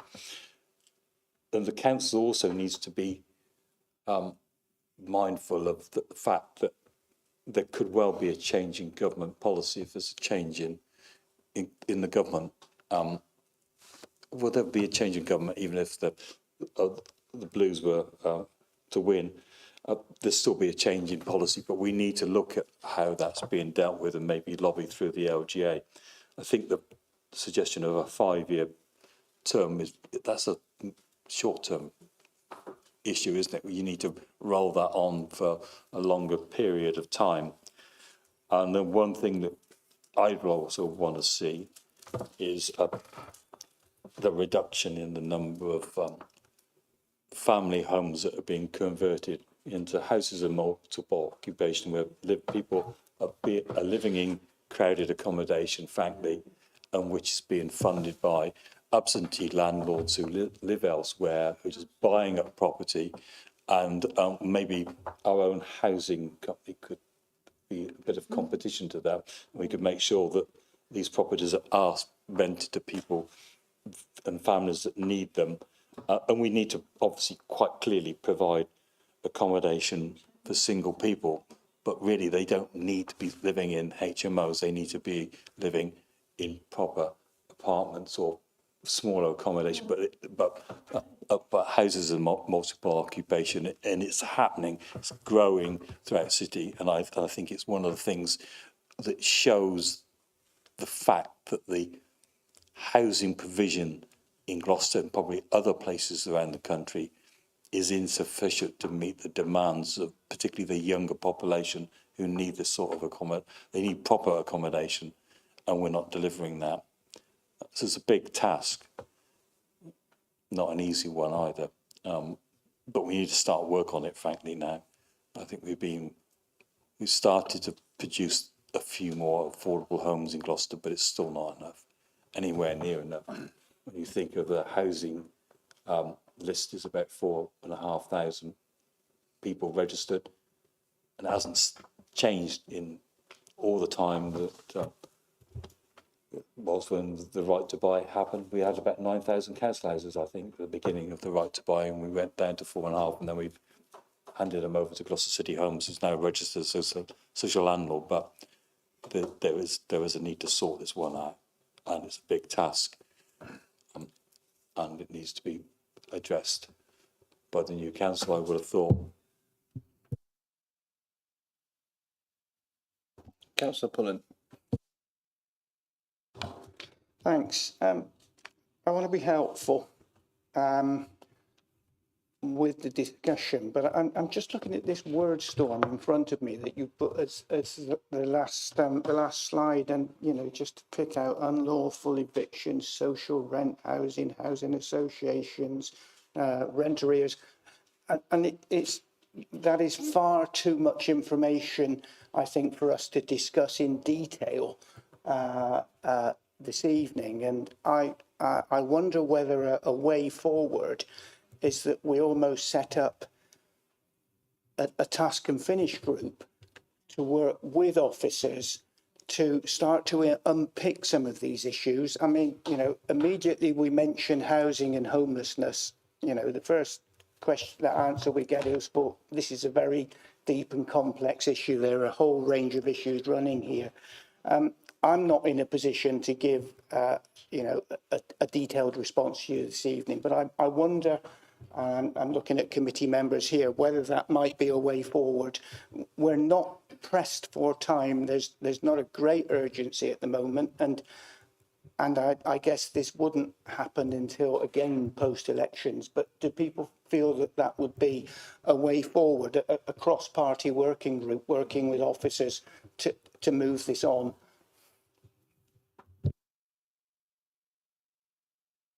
Is that something you'd be open to? That's something that we would be able to accommodate, definitely.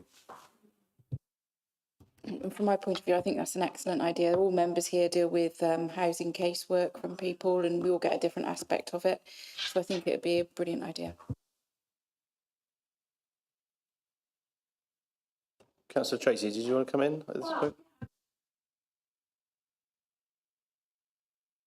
I always think, what's the biggest crisis in this city? And it is housing as such, but I won't touch the rest of because I'm following on with Councillor Hilton as well. But first, I'm going to go backwards. I think it's an excellent idea to have a task and finish group. Excellent idea. Because all the residents live in a house or some kind of thing, don't they? So it is the biggest thing on the agenda. And I wasn't too sure what this is all about, what it covers, like, you know, because I always said to people that, you know, they say, oh, council. Oh, I said, we don't own houses. And I'm right in saying that.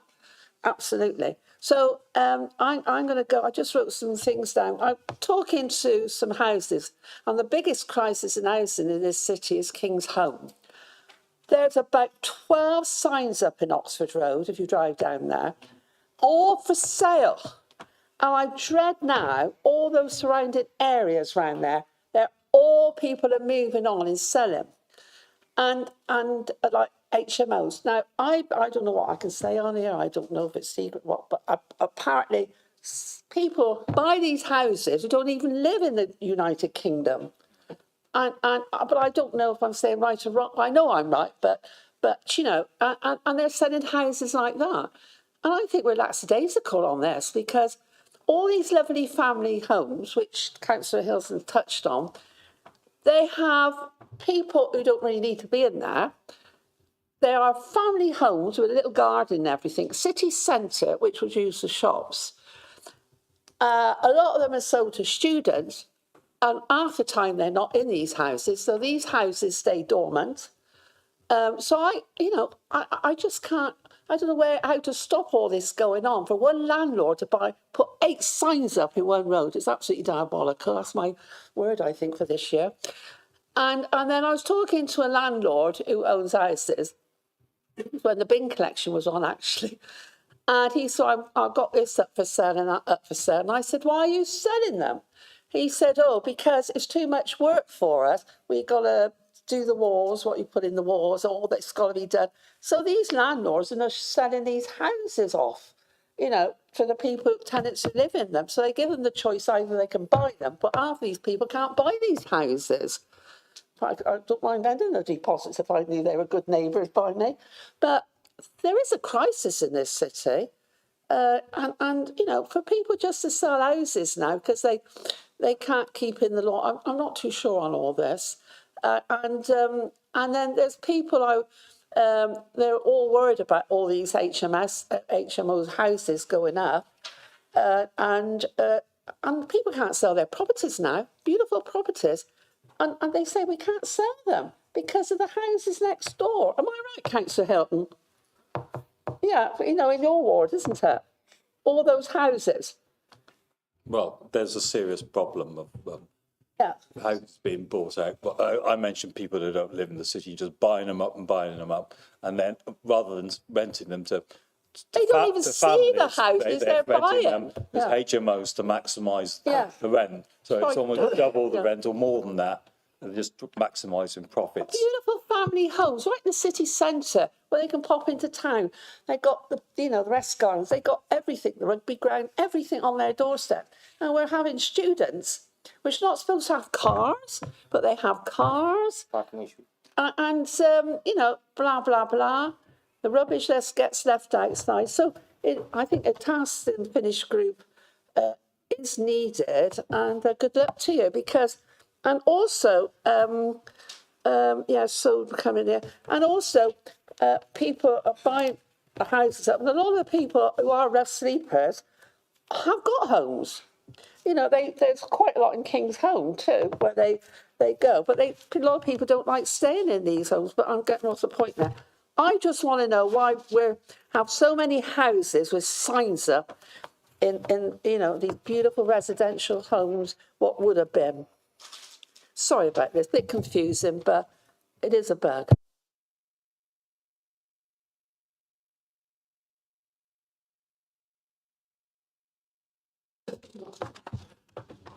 Not directly, I'm afraid. So there are planning opportunities in the planning legislation to deal with estate agent signs and letting agent signs that are up for too long. So where you have situations where, you know, the property has been let months ago, and the letting agent leaves the sign up as sort of free advertising.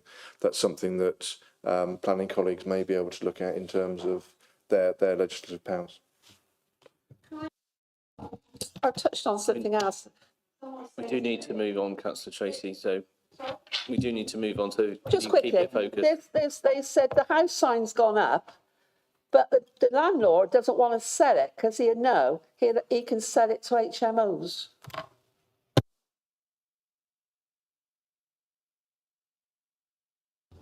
Councillor Alistair Chambers. Thank you, Chair. With regards to HMOs, I know there's been quite a lot of bugbear with them tonight and a lot of sort of anti-HMOs. But the reality of it is, I've been on a couple of rental websites where we've been sat here.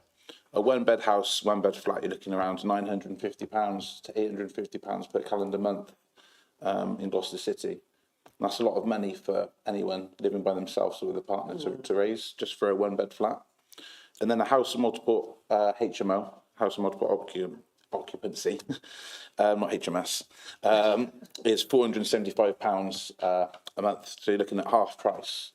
So there will always be a need because, I don't know, a relationship might break down, so they might be single, they might have to go and find a place to stay. There could be somebody left university, they've gone to university at Gloucester and then they're trying to find employment and they need somewhere, and they're not going to be able to afford £900 a month. So there's always going to be a requirement for that, and there's always a requirement, there's always going to be landlords that are going to do it.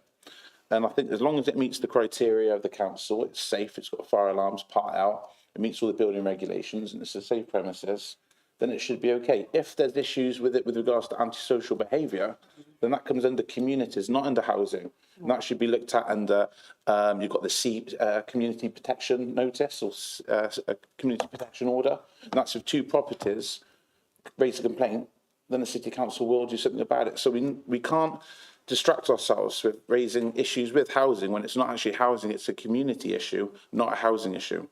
And also, there's always going to be properties bought by people from other countries. I'm Spanish, as you all know, and the amount of properties around my family's homes that are owned by English people that are always empty all year and only habited sort of 1 month, 2 months a year maximum is phenomenal. So we can't use that as an issue. People are always going to buy. Britain's always going to be an investment. It's an island. Property prices are going to go up.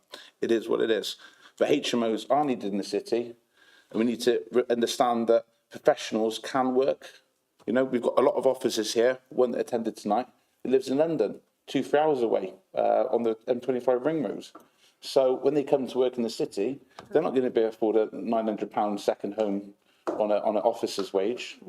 And they need to, you need to have a HMO where they can stay for the month. They're not going to be able to afford a hotel for the month either. So we need to be sensible at this and understand that HMOs, there is a need, and issues around HMOs isn't housing, it's a community issue, needs to be addressed. Thank you.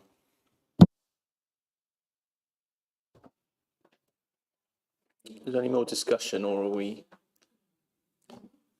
taking the idea of the task and finish group forward? You're happy with that? Yep. Sorry to interject, Chair. Would it be worth having the task and finish group with community as well? Because seems like there's a lot of community issues with noise and antisocial behaviour, and I think it would be a dual working, because we need to distinguish between the two issues here. Would that be possible? Could I Just Councillor Pullen. just through the chair, we're all here elected representatives of communities, so I think that falls with us as to talk on behalf of the communities that we're elected to represent. It's a good point, but that's what we're here for. Sorry, I didn't explain myself. Maybe ask the cabinet member for communities to attend, and maybe potentially an officer with them. The task and finish group is ordinarily made up of non-executive members. If a cabinet member were to attend, it would be in a sort of evidence-giving capacity to the task and finish group. So I would expect that we would talk to the cabinet member for housing, we would talk to the cabinet member for communities in that evidence gathering stage. And the idea would be with the task and finish group, usually they're made up of 3 councillors. I don't know if we would look at the number on it, because there are obviously 4 political parties on the council at present. We would possibly need to look at what the election results were and the representation after May in order to determine the membership of that group. I certainly think our group would be happy to nominate a member to that.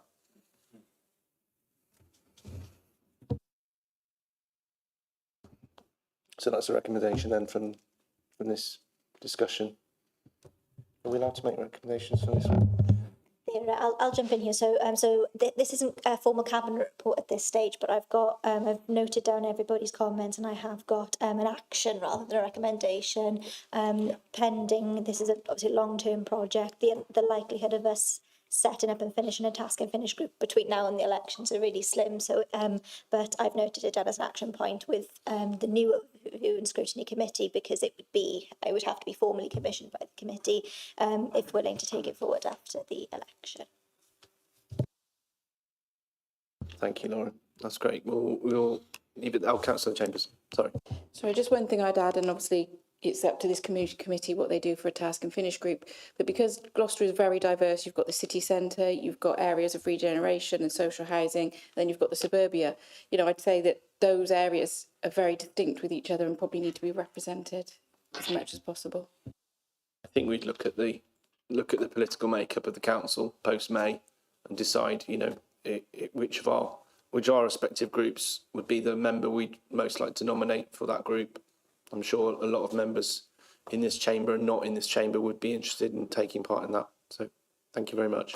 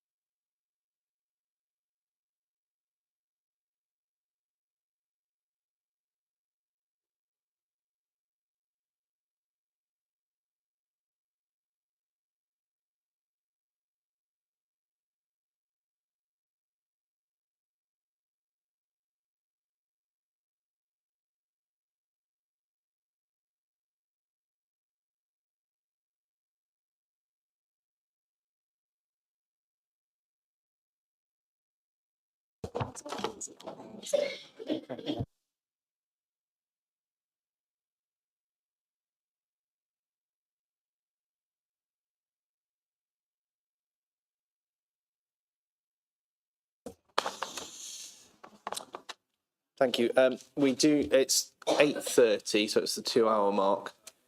So we do need to vote with the committee to extend briefly. I would like to suggest that we have 10 minutes on for each of the next two items if we can, try and keep it focused. Terry and I and Andrew Durdy will deal with the work programming between us after the meeting. And we'll update the committee via email if that's okay. So without further ado, is that okay with the committee that we both vote for a 20-minute or so extension? Thank you. Councillor Lewis. Thanks, Chair. I'm not going to make an introduction. Hopefully you've all read the reports and whatever. But I would just like to say thank you very much for putting all the stuff at the end, because I was in a business engagement meeting for tall ships, which was very important, obviously. But yeah, open to any questions and suggestions. So hopefully not too many, we can get on.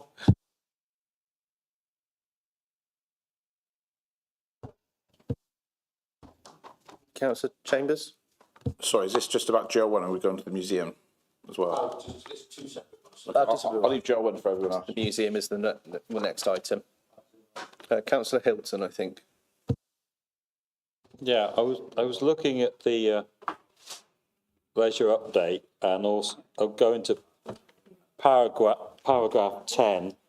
The former Aspire Leisure Trust entered liquidation process on the 10th of November 2023, following a creditors' agreement to formally appoint Crow UK as the liquidators. The council, as a creditor, is awaiting the outcome of the process to understand whether it will receive any recompense from this.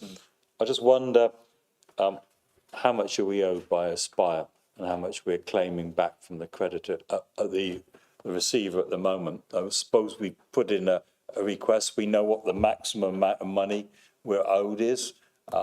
It's likely to be a proportion of that, if anything. But I wonder what the actual exact debt number. I don't actually know. That would have to come through our accountants and whatever, because they're dealing with that. Hopefully we get something back, but I very much doubt it, to be perfectly honest. I don't expect to get anything back. I mean, does Philip know the answer of how much we were owed, even if it's a... I don't have the exact figure, but we can provide that in writing after the meeting. I think that's important that we know, Joe. I think if we can have that as an action point to come back to this committee, that would be useful. Is that possible? Yeah, thank you. Councillor Pullen. Yeah, thank you. Thanks for the report. I'm looking at two graphs, one that talks about membership and one that talks about LTS. What's LTS, first of all? LTS is learn to swim sessions, so it's swimming lessons in effect. Okay, I wouldn't have guessed that. So, okay, clearly the membership is currently 450, but the pre-closure figure was 1,032, and similarly the learn to swim is currently 500, and pre-closure it was 1,313. How soon will it be before you reach those pre-closure figures? I mean, it's on the way up, and that's all we can say, to be perfectly honest. How long is that piece of string? The fact that it is going up is very encouraging. From a standing start of nothing to suddenly where we are 9 weeks later, it's not bad. And it's not ideal, but they are improving, and they are getting people from not just in Gloucester.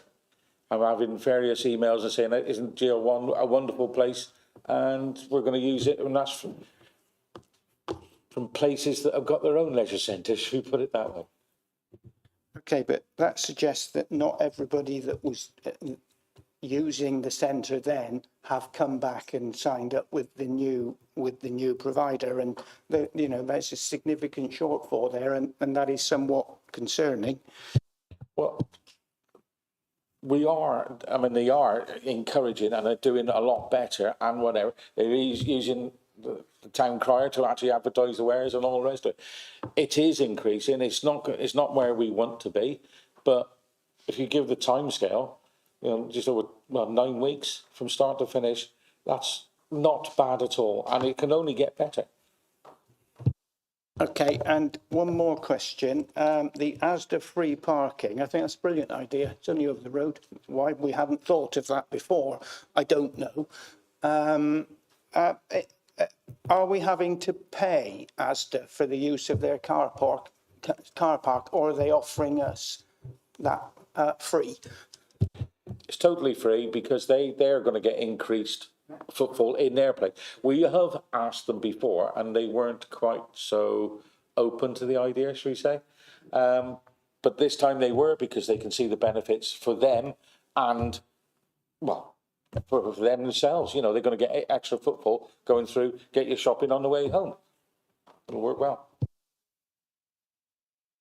Councillor Castle, then Councillor Wilson. Thank you. With reference to the swimming pool, what happens if if you're not successful in the capital income from Sports England?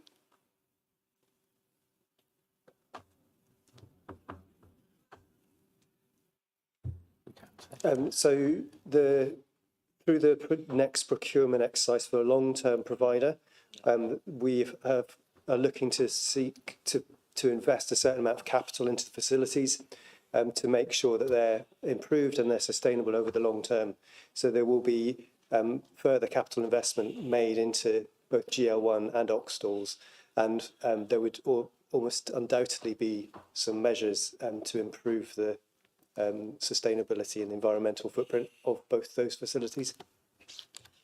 And that money comes from Sports England, is it? I'm a bit confused, sorry. Just to clarify, so we did submit a bid for some funding from Sports England, and the announcement of that funding decision will be made imminently within, I think it's supposed to be in the springtime. Right.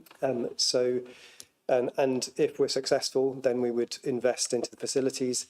If we're not, we also will be investing a certain amount into the facilities over the lifetime of the next contract. And whatever we do, we will be working towards our net zero targets. So we would be investing in energy reduction measures. Right. Do you know how much your investment will be? We have an investment strategy over the lifetime of the next contract, which would be a 10-year to 15-year contract, and we are putting a figure of £8 million towards capital investment into the facilities over that period. Okay. And just one more question. You've got the PR success has 71%. How did you get to 71%? How did you measure that? On page 139.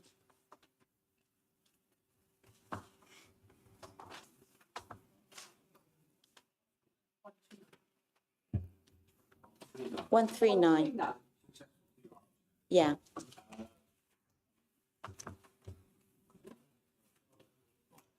That was brought forward by Freedom, so I don't actually know. We'll find out for you and get the. It's probably something to do with reach and hits and stuff like that on social media and stuff like that. But I'll get a definitive answer for you. Okay, lovely. Thank you. Councillor Wilson. Yeah, thank you, Chair. It's a very general question because I'm trying to get an overall impression of where we are. If you look at the glossy report, it all looks very nice, which it is. But what I'm wondering is, if I was to walk into GL1 tomorrow, what would I see which is different from if I'd have walked in a year ago? Are all the facilities and all the services that would have been available then now available now? Or are we not quite there yet? Everything is open except the sauna. So it's practically, as you walk in, it'll look exactly the same. I think in the main swimming pool, what you see, brand new seating and whatever, because we made that investment. They're starting to put on a lot more shows and bits and bobs and whatever. So it is improving. The general feel of the place, that would be more than what you can see. You walk in there now and they just smile at you. They're happy to be back working in that environment. So it's really good. Councillor Zaman. Good evening. Thank you very much. Back to open as GL1. As it's close to Barton and Treadworth, so I've got a lot of people who has interest as a work gym user. First question is, we're all aware of City Council has given 1.5 million to the Aspire. So were there any previous payment made and all total? We gave them 1.5 million. Purely because we knew it was a great council asset and we wanted to keep it open.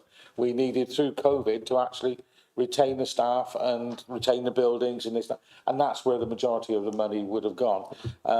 There was, before that, I think, going back a bit, there was like a management fee, but that had gone down to nothing because they were making money and it was quite happy.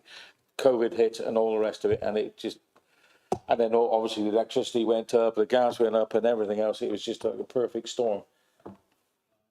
Can the City Council help as a discounted rate for swimming, gym and Barton Treadworth area, as we are very deprived area, which has been, I asked from my people as well. Yeah, when I knock, door knocking. It's a pound a time.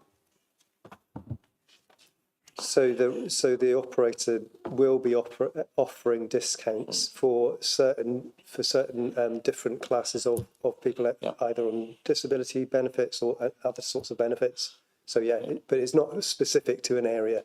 Barton Treadworth won't get a special treatment, but people who are on benefits will get discounts. Last one.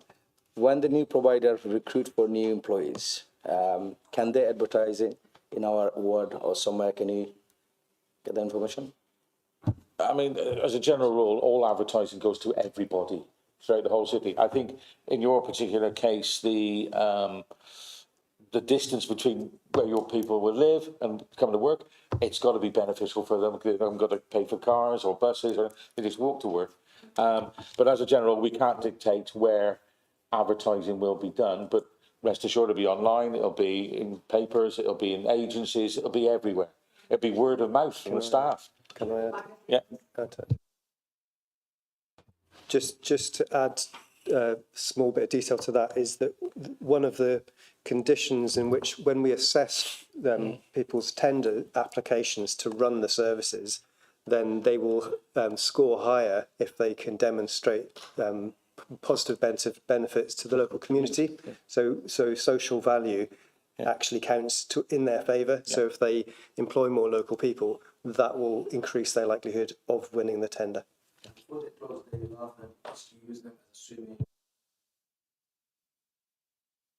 Sorry. Yeah, no, the clubs are there. Oh, going well. It's social, like a small groups, like a. If you go down to Joe and speak to Freedom, I'm sure they can be accommodated, no problem. Because there's a Muslim in other. Yeah, the Muslim ladies at their own swimming pool. Yeah, it's still all there. All right, thank you. It might just lapsed a little bit, but I'm sure if you ask, it'll quite happily come online again. Thank you. Councillor Chambers, a very quick one. Super quick. Out of all the original GL1 stroke Aspire staff that worked there before the closure, how many in percentage terms of the staff are re-employed? I mean, I think they've re-employed 86 out of just over 100 or something. So it's a very high percentage. I don't know the exact percentage. So some people did leave. They found other jobs. And yeah, Councillor Tracy, through the chair, please. Thank you, Councillor. If you go down there, nearly practically everybody who turned up for the employment day was re-employed.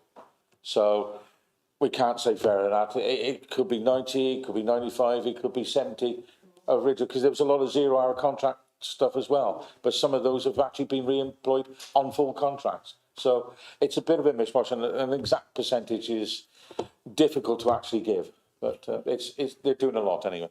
Thank you, Andy, and I know how passionate you are about culture, and you're always at all the events, so thank you very much. Even though you don't want me to be here next year. Thank you. So we've got a couple of information items to bring back to this committee, but this is only an update report. So do you actually want us to write to the committee before then, or with those sort of updates, or do you want it for the next meeting, or what?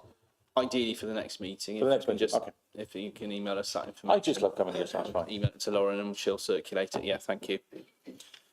Excellent. So we'll move on to the museum development plan, and you don't need to move anywhere.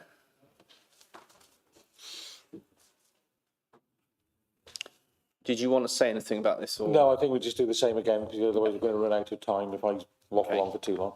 Yeah, I've got just a couple of quick questions.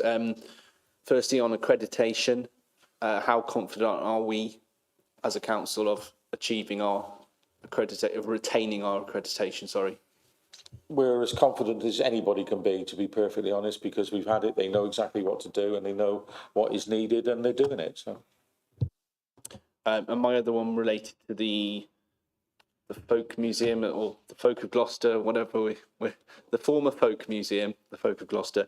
The collections there, I'd understood it at one point. Has it evolved in terms of at one point were they going to retain some of the collections, and now it's the case that they are decanting pretty much everything to the City Museum?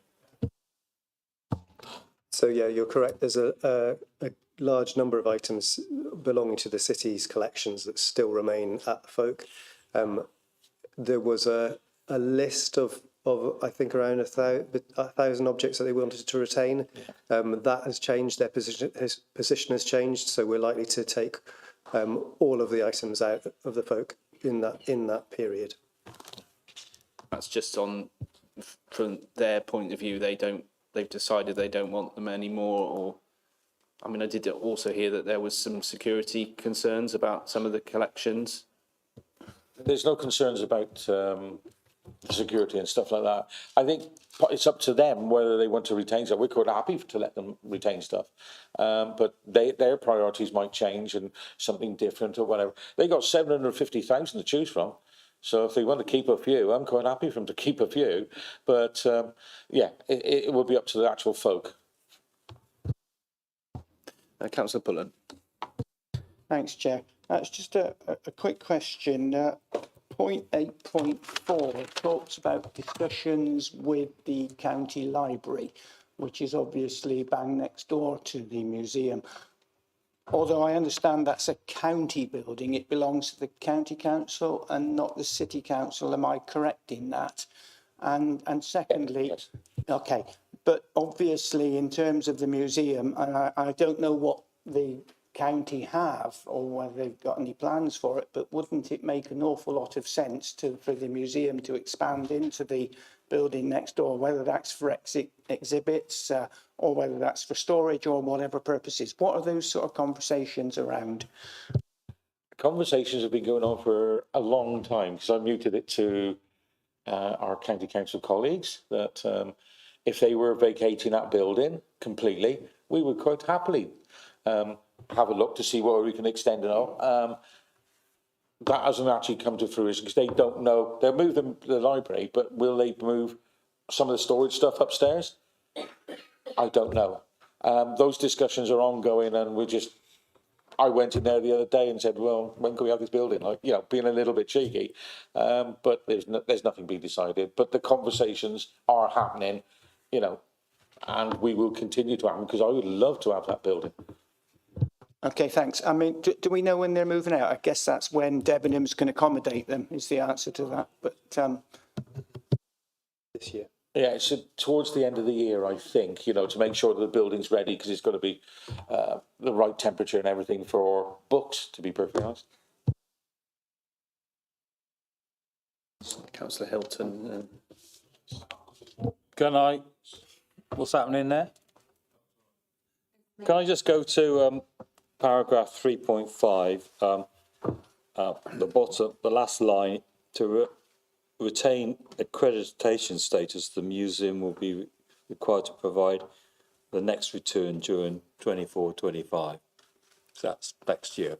I just wonder what that deadline is in that year, how onerous that task is going to be, and what the is the capacity of the museum services there to do it. Will it require any additional budgetary impact in order to deliver a successful return? Because quite clearly that's what we would want to achieve, wouldn't we? I just wonder what you feel we are at. I'm happy to answer that question, Councillor Hilton. So we haven't got a timeframe within 24-25 yet. The Arts Council have not yet announced it. They will do that, so it's not on our it's not within our control. It has been delayed. We think COVID knocked onto their impact for their accreditation timetable, so they have not announced the next round of accreditation yet. When they do, it can take several months to prepare, and you need to gather relevant information and evidence around how you can meet the accreditation standards. We do have those systems in place, and we do gather the information because we've been through this process before. Yeah. Our museum professionals, the team who work in the museum, led by the senior officer, knows what those standards are and has the evidence. They still need to take a while to gather it, and they will turn their attention to that, the team at the museum. So I'm confident that we have the professional expertise within the existing team. We have the access to the information that we will require to submit a convincing and credible bid to retain accreditation. And I don't believe that it will take additional resource in terms of financial impact. So I think we can manage it within the resource that we already have. Councillor Tracy. So, because, I mean, people donate to the museum, don't they, and everything else. So, and our surplus is now flats over the road here. So what happens to the surplus? Do we sell them on? Because there's a vast amount. I remember the big collection of eggs. So there are 750,000 objects, but many of them are archaeological remains of the Roman parts of the city. So they're not things which have necessarily have financial value. If you're talking about financially motivated disposal, I'm not sure if that's what you were getting at, Councillor Tracy. Just come back in like clothes, etc.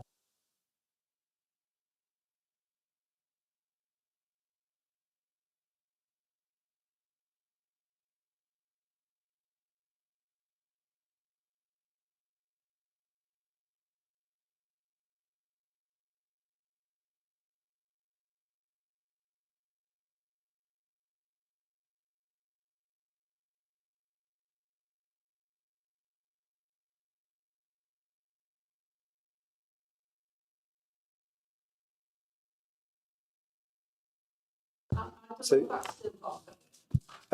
just to respond to you, so good collections management of museum collections does involve disposal of items from time to time. It's not just about collecting, and you constantly manage that process.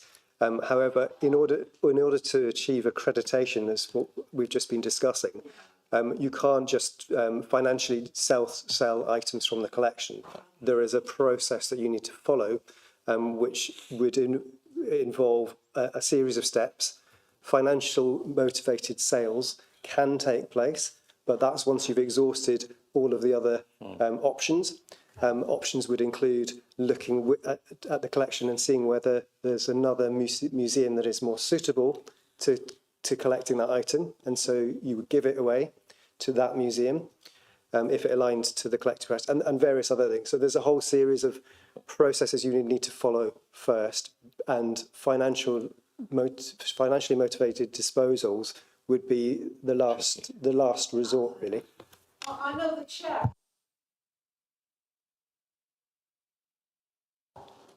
Can I just add that a lot of the stuff that we are gifted that's actually worth something, it's got a covenant on it and we can't touch it, we can't do it. We can display it like the silver and whatever. A lot of the stuff has not got any intrinsic value. I mean, some of the Roman coins, well, they're nice and they're lovely, but they're not actually worth anything. But we are the custodians of the history and the heritage. So we need to retain as much as possible. Going back, Chair, perhaps that then could be a storage place for that as well, which now makes sense. Sorry about this. I'm only substituting. Councillor Alistair Chambers. I've just got three quick questions. With regards to the 750,000 objects in the museum and the sort of 18,000 in the folk museum, when you're doing the documentation, I believe you're doing photos, is that correct, of each item? I think they're going to be recorded and digitised, and there will be some sort of photos. And so the whole thing has got to be recorded properly, which is what we're going through. So with the recording of that, obviously I'm not sure how far you've gone into the process, but it's very quick and easy to get a 3D scanner, put an object on it, and it's scanned through a 3D image. And then you could put it on an online portal where these items here, people could type in like pottery, and they could come up with types of pottery you've got in there, because it's sad that you've got nearly a million artifacts that aren't even being seen, and it'd be really nice to have that seen. And maybe even people could pay, I don't know, £1 to log on there, to log on and just have a look at the artifacts. I just think this is exactly why we're digitising everything, so people can actually look and find. And if then they want to borrow it, you know, to, I don't know, go in an office space or a nice picture or whatever, go on consignment or whatever. But we don't know until it's actually been all catalogued properly.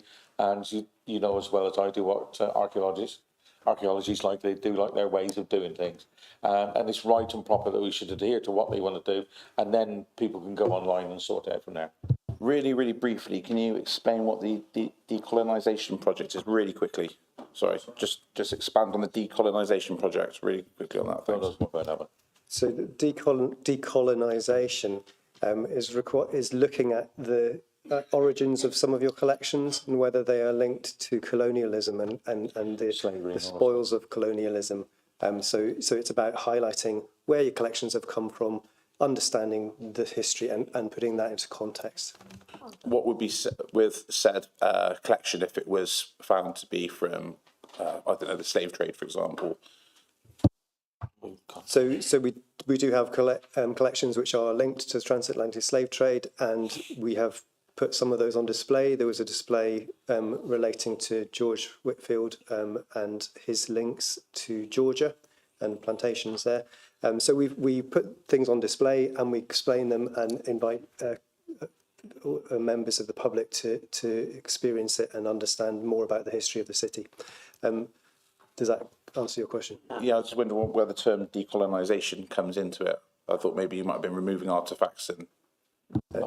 No, there's no current intention to remove or return artefacts from the city's collections.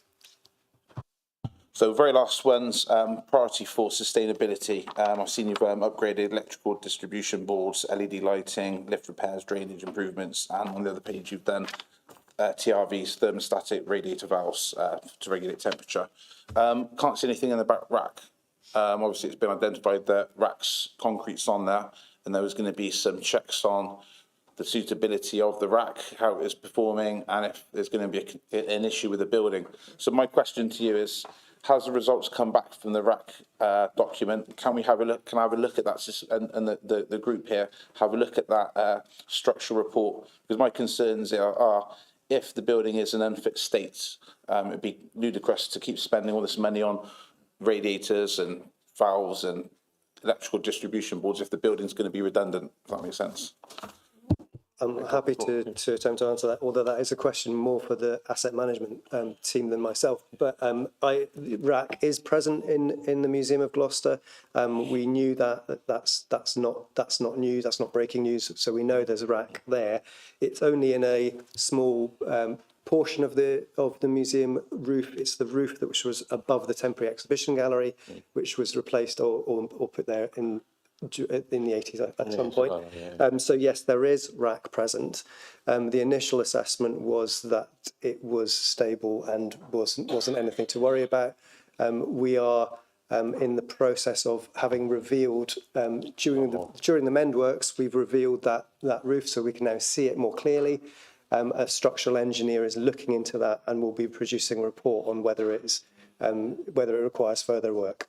That's great, because I looked into the initial surveys and basically it was just literally a visual look, which concerned me, and flying a drone over, which wasn't testing the structural integrity at all, because you've got literally a liquid membrane and a felt over there. You can't see anything, so that was ludicrous. So it's good you've actually exposed it now and having a proper structural survey done. Well, that's exactly right. We took it out to do it properly and whatever, and then, oh, let's have a look. And the structural engineer went in there and he's looking at it and we're waiting for the report. Will we get that report to have a look at an ONS?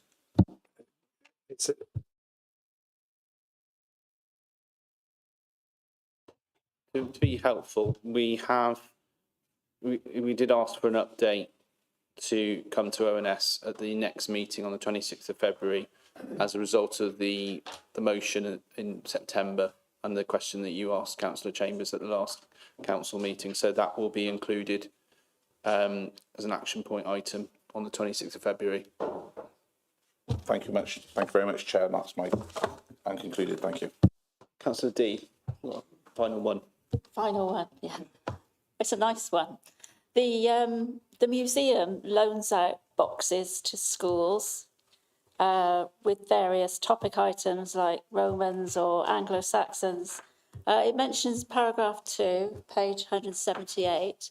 I'm not clear about whether this loans box is still on offer, whether it's going to be extended. I've been retired 2 years now, but I do recollect we had trouble obtaining these loan boxes in school.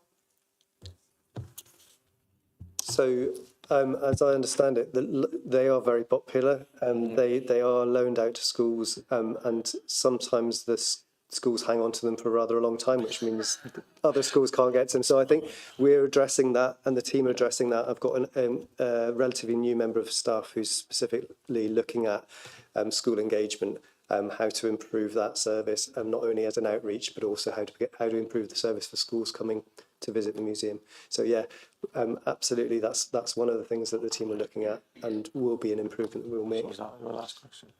Thank you. Can I just add, that was Phil's last question. He is leaving us. So this is his last O&S. I don't know whether he's glad or whatever, but he's going down to Bristol and he's going to sort them out down there. I would just like to put on record that I thank him for everything he's done. We couldn't have had a better person in situ, ready for the leisure problems that we've had. He was, I should say, a calming voice occasionally, put it that way. Yeah, I would just want to say thank you very much, Phil, and good luck with what you do in Bristol. Thank you.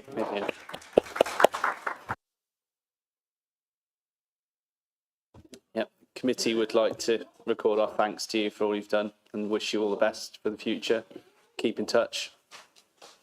Thank you very much. Thank you very much, members. Next meeting, 26th of February.